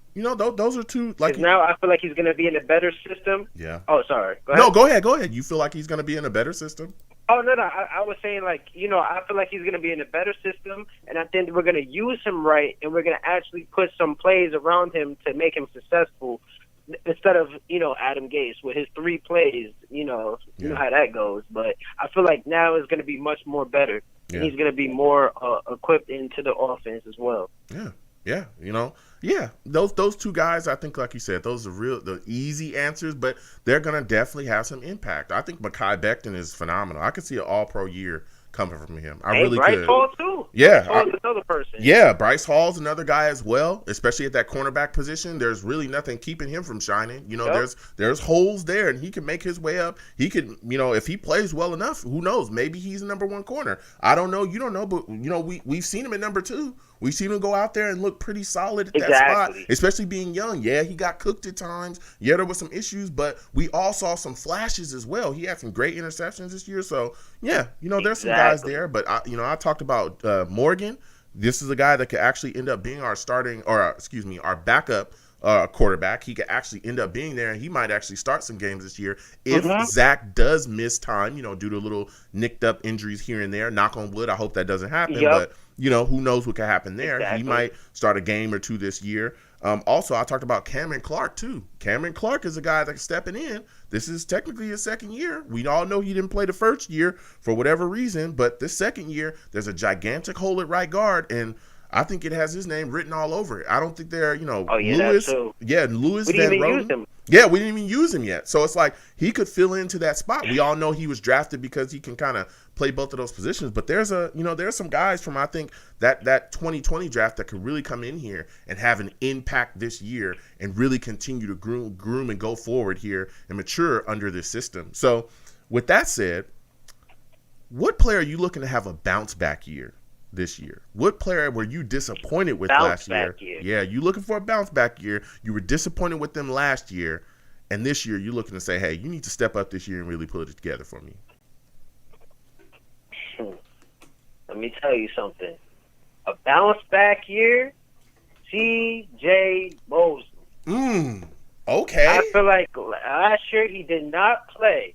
Now, I feel like he's saying he's healthy. Yeah. He has a lot on his shoulders right now. He said he has a chip on his shoulders.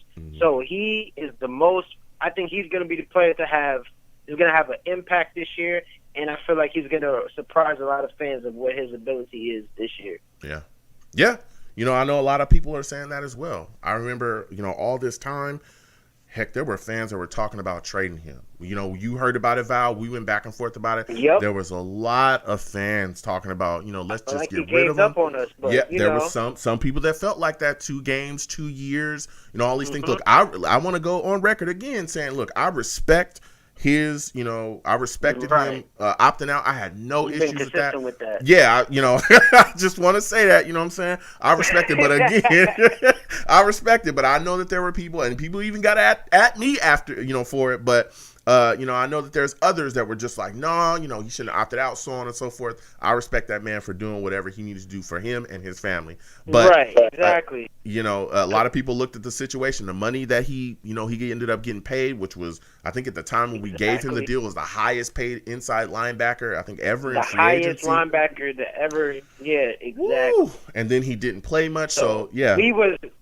Go ahead. He didn't play. He only played 1 game, or no, 2 games for us. Yeah. One was with the Bills, and then the second game was with the Patriots. But he couldn't really play because he was injured. Yeah. So yeah, he has to have that bounce back, man. Yeah. You come to New York, we're expecting you to show out and play, especially when you got the top earning money. So he has a lot of chip on his shoulder. Yeah. So I feel like he's gonna have the bounce back of the year.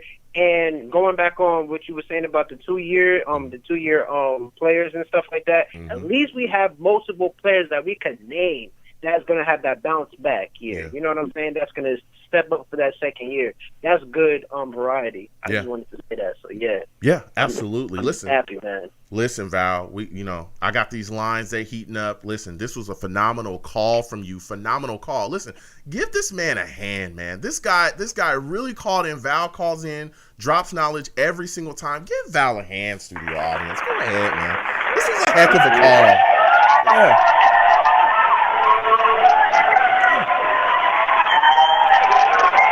Listen, salute to you, Val. I got to get back to these lines, my man. Listen, you have yourself a good night, all right?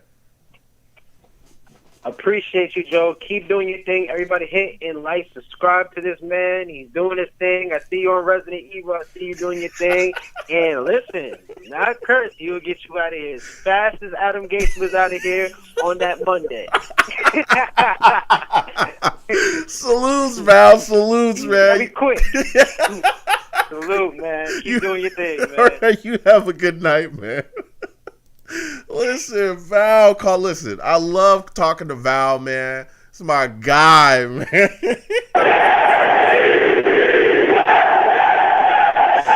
Listen, man, salute to Val. You know, I'm quick. I'll get you out of here. I will get you out of here. We're going to keep getting to these lines. 515-602-9639. Again, 515-602-9639. We're going to keep getting to these lines. Again, I apologize for, the nonsensical racist trolls. Stupid people do stupid things. You know what I'm saying? But they not going to stop the positive vibes. They not going to stop what we got going. It's nothing but love over here for the green, man. You know what I'm saying? It's just love over here for the Jets. So we're going to keep getting to these lines. I'm going to 732. 732. I'm coming directly to you, my friend. Listen, give me your name and give me your thoughts about the New York Jets, Corey Davis situation with the minor shoulder sprain. How are you feeling about it, and are you concerned about this injury? Hey, this is Tim from New Jersey. Can you hear me all right? Yes, I can. How's it going, Tim? Again, I want to thank you for calling in. What are your thoughts about Corey Davis and this shoulder injury, man?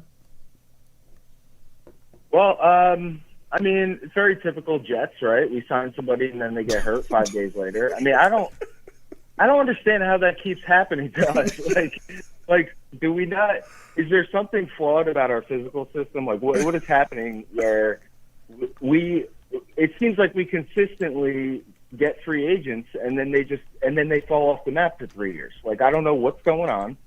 My primary reason for calling earlier was to talk about C.J. Mosley. Oh yeah, go ahead. But the last caller beat me to the punch there. But I was just gonna say, like, he could be a huge X factor for our team here. Mm-hmm. And the guy, he took a year off, and we're paying him a lot of money. So the pressure is on this year for him to come out and really be that X factor that we thought we were getting a couple of years ago. Mm-hmm. And I think there's kind of a whole new spirit around the team in general, just because of all the new blood that's in the locker room now. And I think there's a lot of exciting younger talent on the team. I don't know. I hear a lot of good things about Zach Wilson. I did some digging on him and just watched a few, highlight reels and videos and background tapes and stuff. And he seems like he has it, but he seems so young and sort of, I don't know.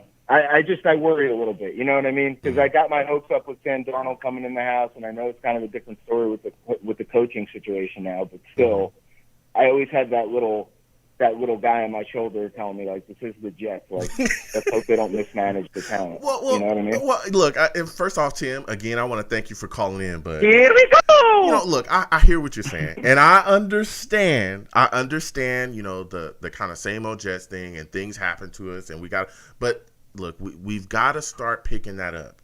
We've got a new general manager in the building in Joe Douglas, right? We're all excited about him. He seems to actually have a plan, right? Like, his drafts don't look like McCagnon's drafts, where he's just taking the best guy available, not necessarily addressing needs on the football team, not taking care of areas that we are in drastic need of. That's not happening. He's drafting, he's getting guys in here that are going to be able to step in, make plays, able to step in and fill holes on this roster so that we get good at impact positions. That's what's really huge. If you look at these drafts, he's done quite a bit of that, right? Now, you look at where we're going with our coaching situation now. We got Sulla in the building. We're all excited about him. He comes from a very good, squad out there with the Niners. You saw what he was able to do defensively. He's going to bring that here. He's also bringing in with him Mike LaFleur, very solid system, that Shanahan system, which is kind of quarterback friendly as well. When you look at some of the things that they can do, particularly with how they run the ball to kind of set up everything else. I think play action is going to be a big part of our offense this year. So I understand, the hesitation.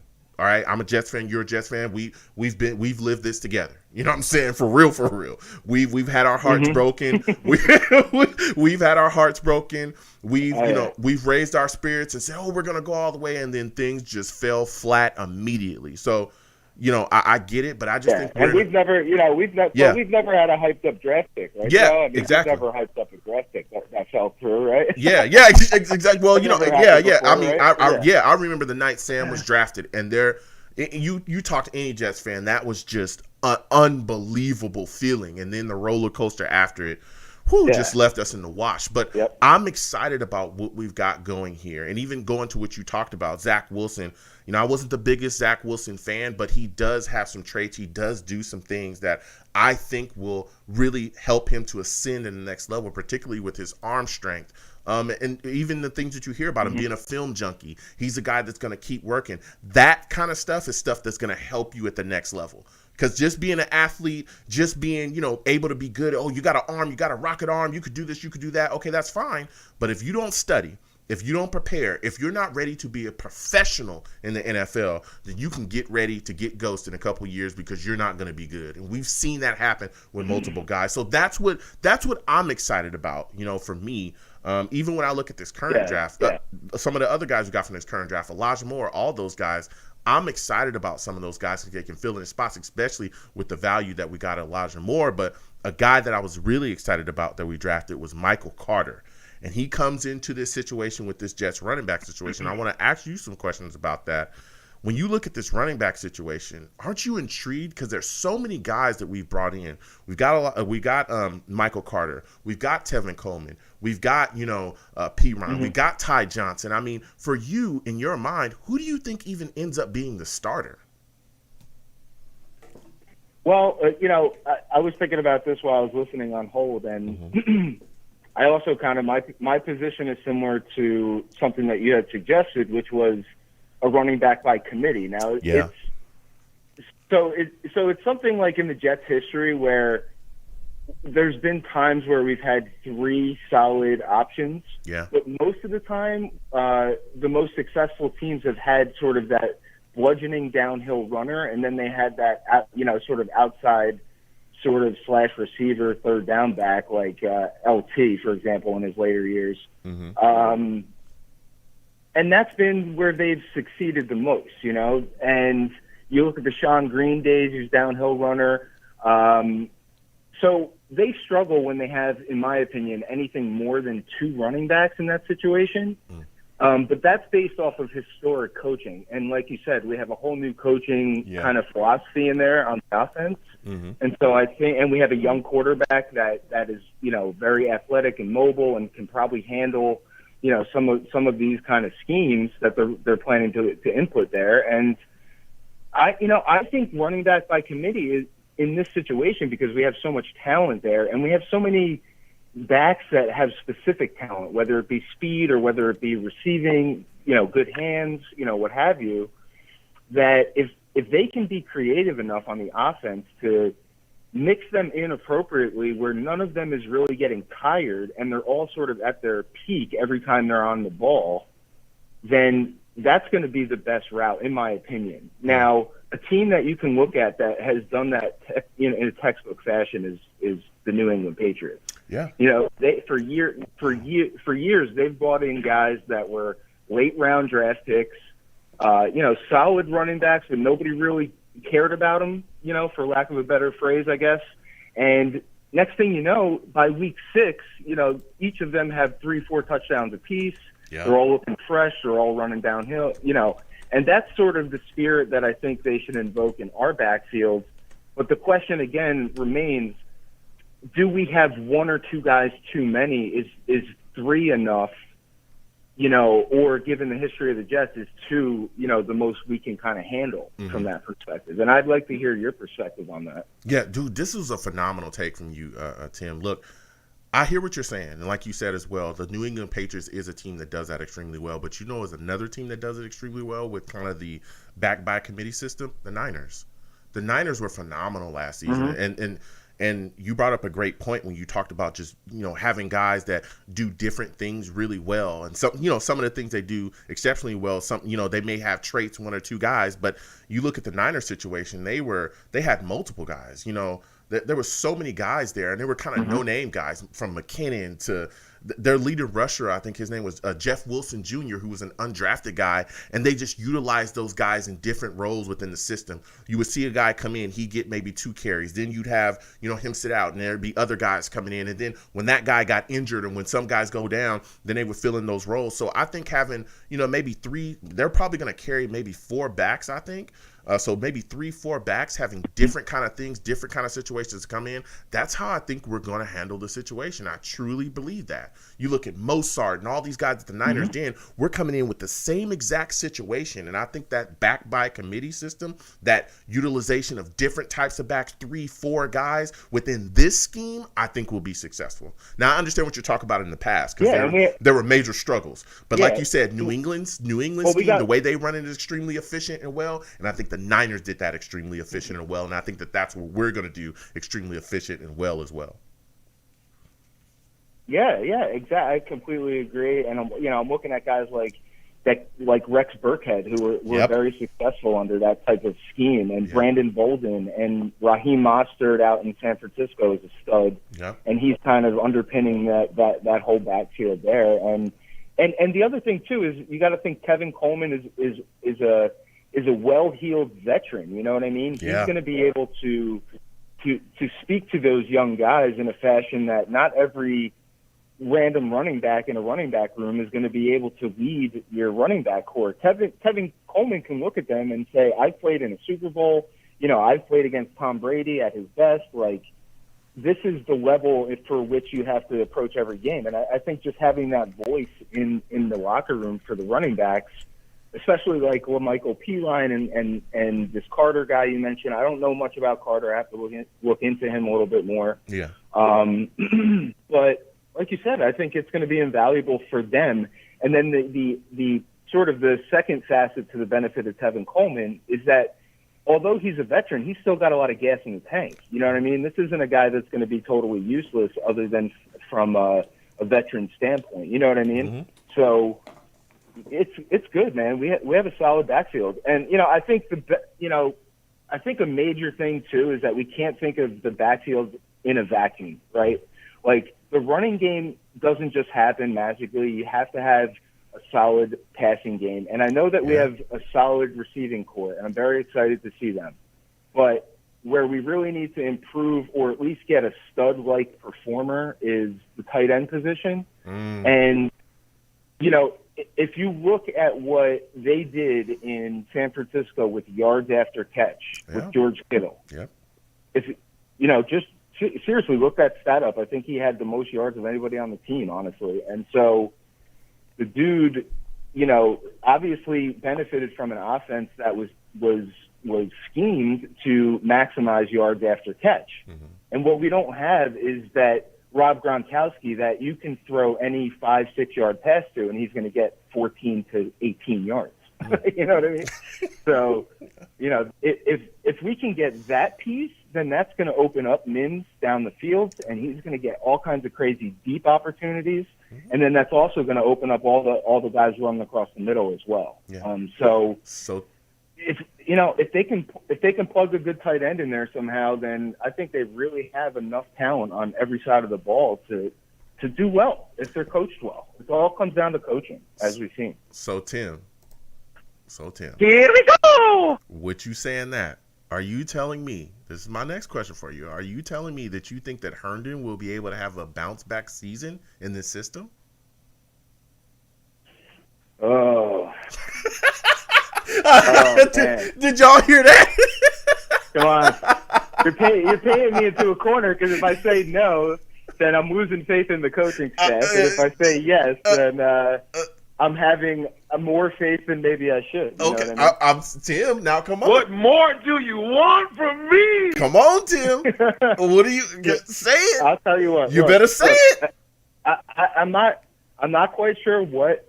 I'm not quite sure what the issue is with Herndon. I mean, outside of the obvious highlights of him dropping critical passes, and to me, he made that one good catch in that one big game over the middle with the one hand for a touchdown, and that's all I remember him for. I don't really remember anything else about Herndon. So, I mean, that says it all, doesn't it? I mean, it ain't been much, Tim. I mean, So I don't know if there's a talent deficit there. I don't know if there's an inability to understand the coaching scheme or the offense or what the actual issue is. Because it's not like it can't. I mean, I can't imagine it's a physical issue because the guy is a beast. Mm-hmm. So it's got to be some kind of don't. Maybe it's a drive issue. Maybe he's not fully into it. I don't know. But I mean, do I think it's possible that under the right conditioning coaches, under the right position coaches, that he could have a bounce back year based on his physical talent? Mm-hmm. Yes, I do think it's possible. I do think it is possible. But do I think it's likely? No. And do I think that they should certainly look for an outside answer to that position? I would say yes, or at the very least, bring in somebody that they can plug in with him, on the other side that could also serve as a pass catcher in critical situations. Because, like I said, he hasn't shown us much, and he's been here for too long. Like, that's part of the Jets' problem, is that they pay all these guys for years and years. Like, just sitting on the bench, man. You know what I mean? Like, it's ridiculous. Like, we're getting how many examples of high-priced talent did we lose? Can we talk about it? Man. I mean, Tremaine Johnson, Le'Veon Bell, we ended up cutting him and got nothing back from him. Le'Veon Bell, Tremaine Johnson. Ooh, Tremaine didn't Johnson. do anything for us whatsoever. God, Tremaine Johnson. And then C.J. Mosley has been making $40 million a year. He hasn't done anything for us yet. We got. The list goes on and on. Quite honestly, I mean, it's pretty bad. Like, how much dead time have we gotten out of the performance of our contracts? Like, I wish somebody would go back and look, because people want to talk about how our organization's completely screwed up all the time, and like how they don't know what they're doing. I mean, just look at the amount of money they left on the table every year for these empty contracts where these guys were, quote unquote, rehabbing their knees in Florida. You know what I mean? It's like, geez Louise. Yeah, listen, you took me back with the Tremaine Johnson. Oh, that sent me somewhere else. That was a horrible signing, and that was a horrible contract. But like you said, contract. Oh man, he got paid, and I mean, we really bit the bullet there. But yeah, like you said, oh my God, going forward. Look, I got a lot of people. I got salute to SG. SG in the chat says I believe in Herndon. I got to see it. Going back to him, I got to see it. Look, I'm excited about Yeboah. I'm ready to see what he's going to bring to the table. He's a guy that had a 4th round grade on him. I think that he could come in and potentially, be a starter off the bat, from this draft class. Even Croft, the guy we brought in, I could see him taking that tight end spot. But until Chris Herndon actually does something, I'm not going to get hyped up for him anymore. I'm tired of that, Tim. I'm tired of getting up to get let down. I'm just done with that. So my next question for you, and my final question for you, and look, you've had a heck of a call. So my final question for you is, when you look at the players on this current roster, who do you think is going to be able to come in their second year and have a big time impact this upcoming season? Second year. So yeah, you had asked that before. So, somebody mentioned Mekhi Becton. Yeah. I think that's like the prior caller said, that's pretty obvious. Yeah. I think second year. You got Mims, you got Ashton Davis, Zuniga is out there, P. Ryan, Morgan, Cameron Clark, Bryce Hall. I think Ashton Davis needs to improve this year. Definitely. So I think he has a lot of talent. So I think he could maybe have an improved year. So him improving would help us a lot, because he's kind of on the lower end of the talent spectrum in the backfield, but or on the defensive side, I should say. And then I'm curious about Mims, because Mims was another one that has had a lot of injuries since coming to the Jets. So we just have to see. We have to see, right? I mean, he was a big premier draft pick, so it's hopefully this is the year where we get a lot of production out of him. It would be awesome to finally have another receiver that gives us at least close to 1,000 yards. You know what I mean? Like, I think we should have kept Robbie Anderson. I honestly do. Oh, I don't know why we let him go. Yeah. I mean, there's always room for a guy like Robbie on the squad, even if you bring Mims in. You know what I mean? So if you had Mims, Robbie Anderson, and Crowder, and then you had what's the guy, Elijah Moore? Yeah, Elijah Moore. Yep. I think. Yeah, so if you have those four guys, I mean, that's really, really solid. And not only that, you have a ton of speed on the field, a ton. between Crowder, Mims, and Anderson, like, that's 3 people who can burn. So, yeah, it's going to cause a lot of other teams problems. But, you know, they got rid of Anderson. So I'm looking for Mims to really step up and fill that role. Yeah, so I would say Mims and Davis really need to have some bounce back years and really show us kind of why we drafted them. Okay, yeah, not to be hard. But. No, I can see that. And again, even with Ashton Davis, that other safety spot, he can make an impact there. You know, there could be some question marks there. I know we went and got Joyner. Everybody's excited about him. But, you know, maybe he steps in and really improves this season. And we saw some flashes out of him last season, too, where it was like, okay, this kid's got something, you know, but he ended up getting injured. So coming back, you know, I could see him making an impact as well. I brought up Cameron Clark because I think he can go into a role immediately that's going to have a big-time impact on this football team, particularly there at right guard. I also talked about James Morgan as well being a backup quarterback. But, yeah, those are some solid selections. Listen, Tim, you've had a heck of a call, man. Give him a hand, everybody. This was a call from Tim, man. Yeah, give him a hand. Yeah.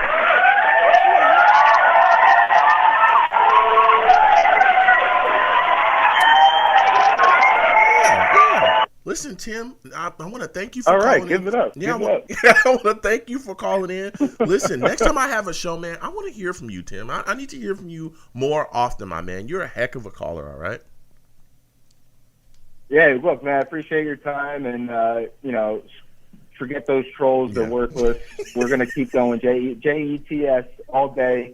I appreciate your show, and I hope everybody else leaves you a thumbs up on the video. Take care, my man. Absolutely. Thank you so much, Tim. You have yourself a good night, man.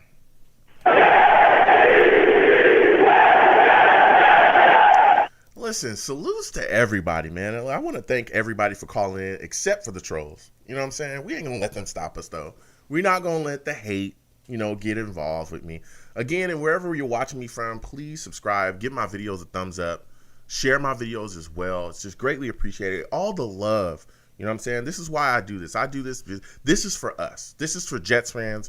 This is for football fans. You know what I'm saying? Because I have a lot of people that watch me that are not Jets fans at all. This is for football fans to call in, have a good time, discuss football, discuss everything. So I want to thank everybody that called in and spit their fire and spit their takes tonight. You know what I'm saying? You know? So I'm going to go ahead and close out the show. Listen, I'm the man of the people. I'm here for the people. Let me shamelessly promote my Facebook page. Everyone go on Facebook, search The Long Beach Joe Show. Like that page. My content's up there. Go ahead and give it a listen. Message me. I'll message you right back. I love going back and forth with folks about this football team.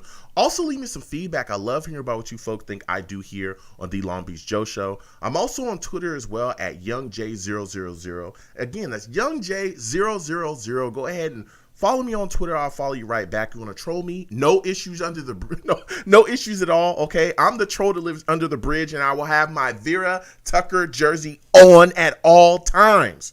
I will have it on at all times. You know what I'm saying? You can't hate. Even the trolls tonight, what I do? Sidestep them and send their ass to the abyss. Go over there with Adam Gaze. You know what I'm saying? Done deal. Quick. I'll get you out of here. You want to talk to Tone? Tone who? Dial Tone. Get out of here. You know what I'm saying? I'll get you lost. You know what I mean? So, also, you know, you can visit me as well on the show's page at The Long Beach Joe. The Long Beach Joe. You know what I'm saying? You can go over there, subscribe, or follow that page on Twitter as well. You know, I go back and forth with everyone on there as well, too. That's the show's page. I'm also on YouTube as well at Long Beach Joe Jets. Long Beach Joe Jets is where you can check out all the content. You can see my live stream.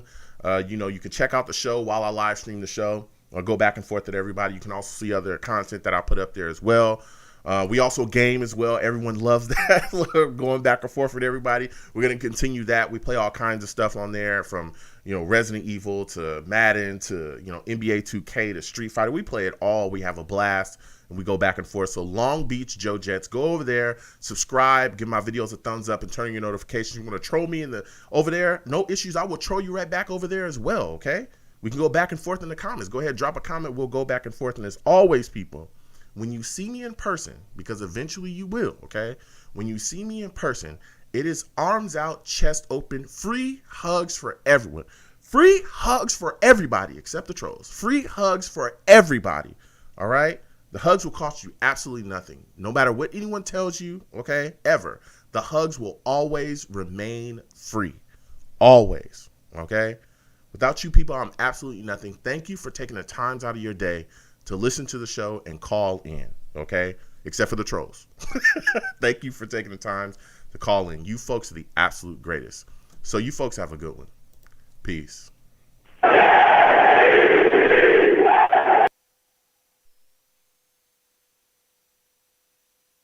1 second, folks.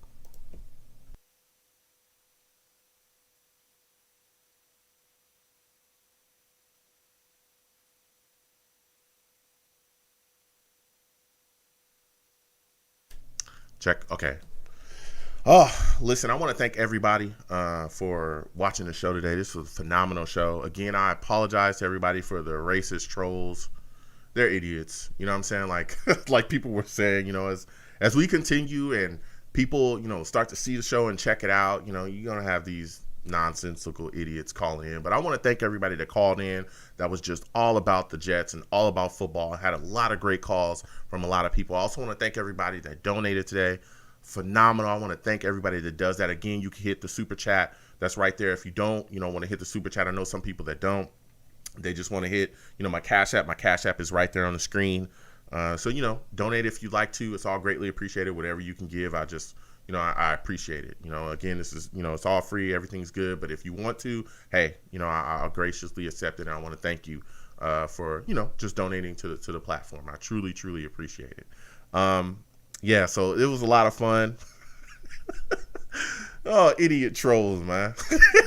But again, I apologize for those of you that, that heard that nonsense that they were spitting. I got them out of here quickly, but we're just going to continue forward. I got to get out of here soon. But yeah, everybody excited about the Resident Evil and the gaming and all that stuff. I'll continue to do that again. The shows are going to continue for the, people that are watching me for my Jets content. That's going to keep coming. Don't even think that that's going to stop. It's not. It's going to keep going. But we're also going to game, and I also got some other content coming as well. But we're going to have a lot of fun, a lot of fun on this channel. And we're going to do a lot, a couple different things too. So the gaming will continue. I think I'm going to try to play. We think we're going to play more Resident Evil. I want to say Tuesday after a show, because I'm also doing a show Tuesday at 7 p.m. Eastern. Tuesday at 7 p.m. Eastern, upcoming. We're going to do another live radio show. And I think after the radio show, we might play some games. Okay, so I'll let you folks know about that. Again, you can follow me across all of my, social media platforms. ! Links in the chat. Brings up a link tree. That's the link to everything, all of my content, all of my social media platforms. It also has all the charities that I work with as well, donate to as well. So please get involved with those if you'd like to. Again, nothing, for us. Just, if you feel like that's what you want to do, go ahead. If you, if you just want to go in there and check out my content, it's the link to all of my YouTube pages, everything. All that content is coming. Everything is good. So I want to thank everybody that's just gotten involved, and salute to everybody in the chat. Salute to all the savages, man. Salute to all of y'all. I really, really appreciate you folks. Like I said at the end of the show, this is why I do this. This is why I do this radio show. It's really to connect with you folks. This is why I game, is to connect and just have a good time and tell jokes and laugh and just enjoy ourselves and give our takes about different things. You know what I'm saying? That's what it's all about to me. So salute to everybody. Salute to Jersey Dude. Salute to you. Salute to NY Jets FL. Salute to Eddie DeJesus. Eddie, I need to speak to you. Go ahead and hit me if you can. If you're seeing this, if you're not gone, go ahead and hit me on Twitter if you can, man, because I got to speak to you about something. SG, salute to you. Good to see you in here. Salute to, everybody. Val, salute to E. E, it's good to see you. E says, yo, why is RE allowed to curse and not us? I can't control Resident Evil. If I could. Y'all see me with that shotgun yesterday? Ooh, I was crazy with that shotgun. Y'all should have seen it. You know what I'm saying? But I was going crazy with Resident Evil. But it's a really fun time. So salute to E. salute to everybody. Val, salute to everybody that was in the chat. Salute to Tim's Collectibles. Salute to you. Tim's Collectibles says positive vibes only. Unless you're bashing about the Jets, then acceptable. Salute to Tim. Salute to Niger. Salute to Leon Kennedy as well, man. Salute to Jay Johnson. Salute to Daniel Roberts. You know what I'm saying? Those people will be taken care of. But salute to y'all. You know what I'm saying? The trolls will, they'll be taken care of. Don't worry about it. Venom G's, salute to you. Salute to everybody, man, that called in. Salute to everybody, that's going on, man. Salute to all of y'all, man. I truly, truly, again, appreciate all of you. And again, thank you, for joining me. I really, really do appreciate it. So I want to thank everybody again for calling in. You folks have a good one. Okay. Be safe out there. Have a good time with your families. Be safe. There's a lot of crazy things going on, so you folks have a good one. Peace.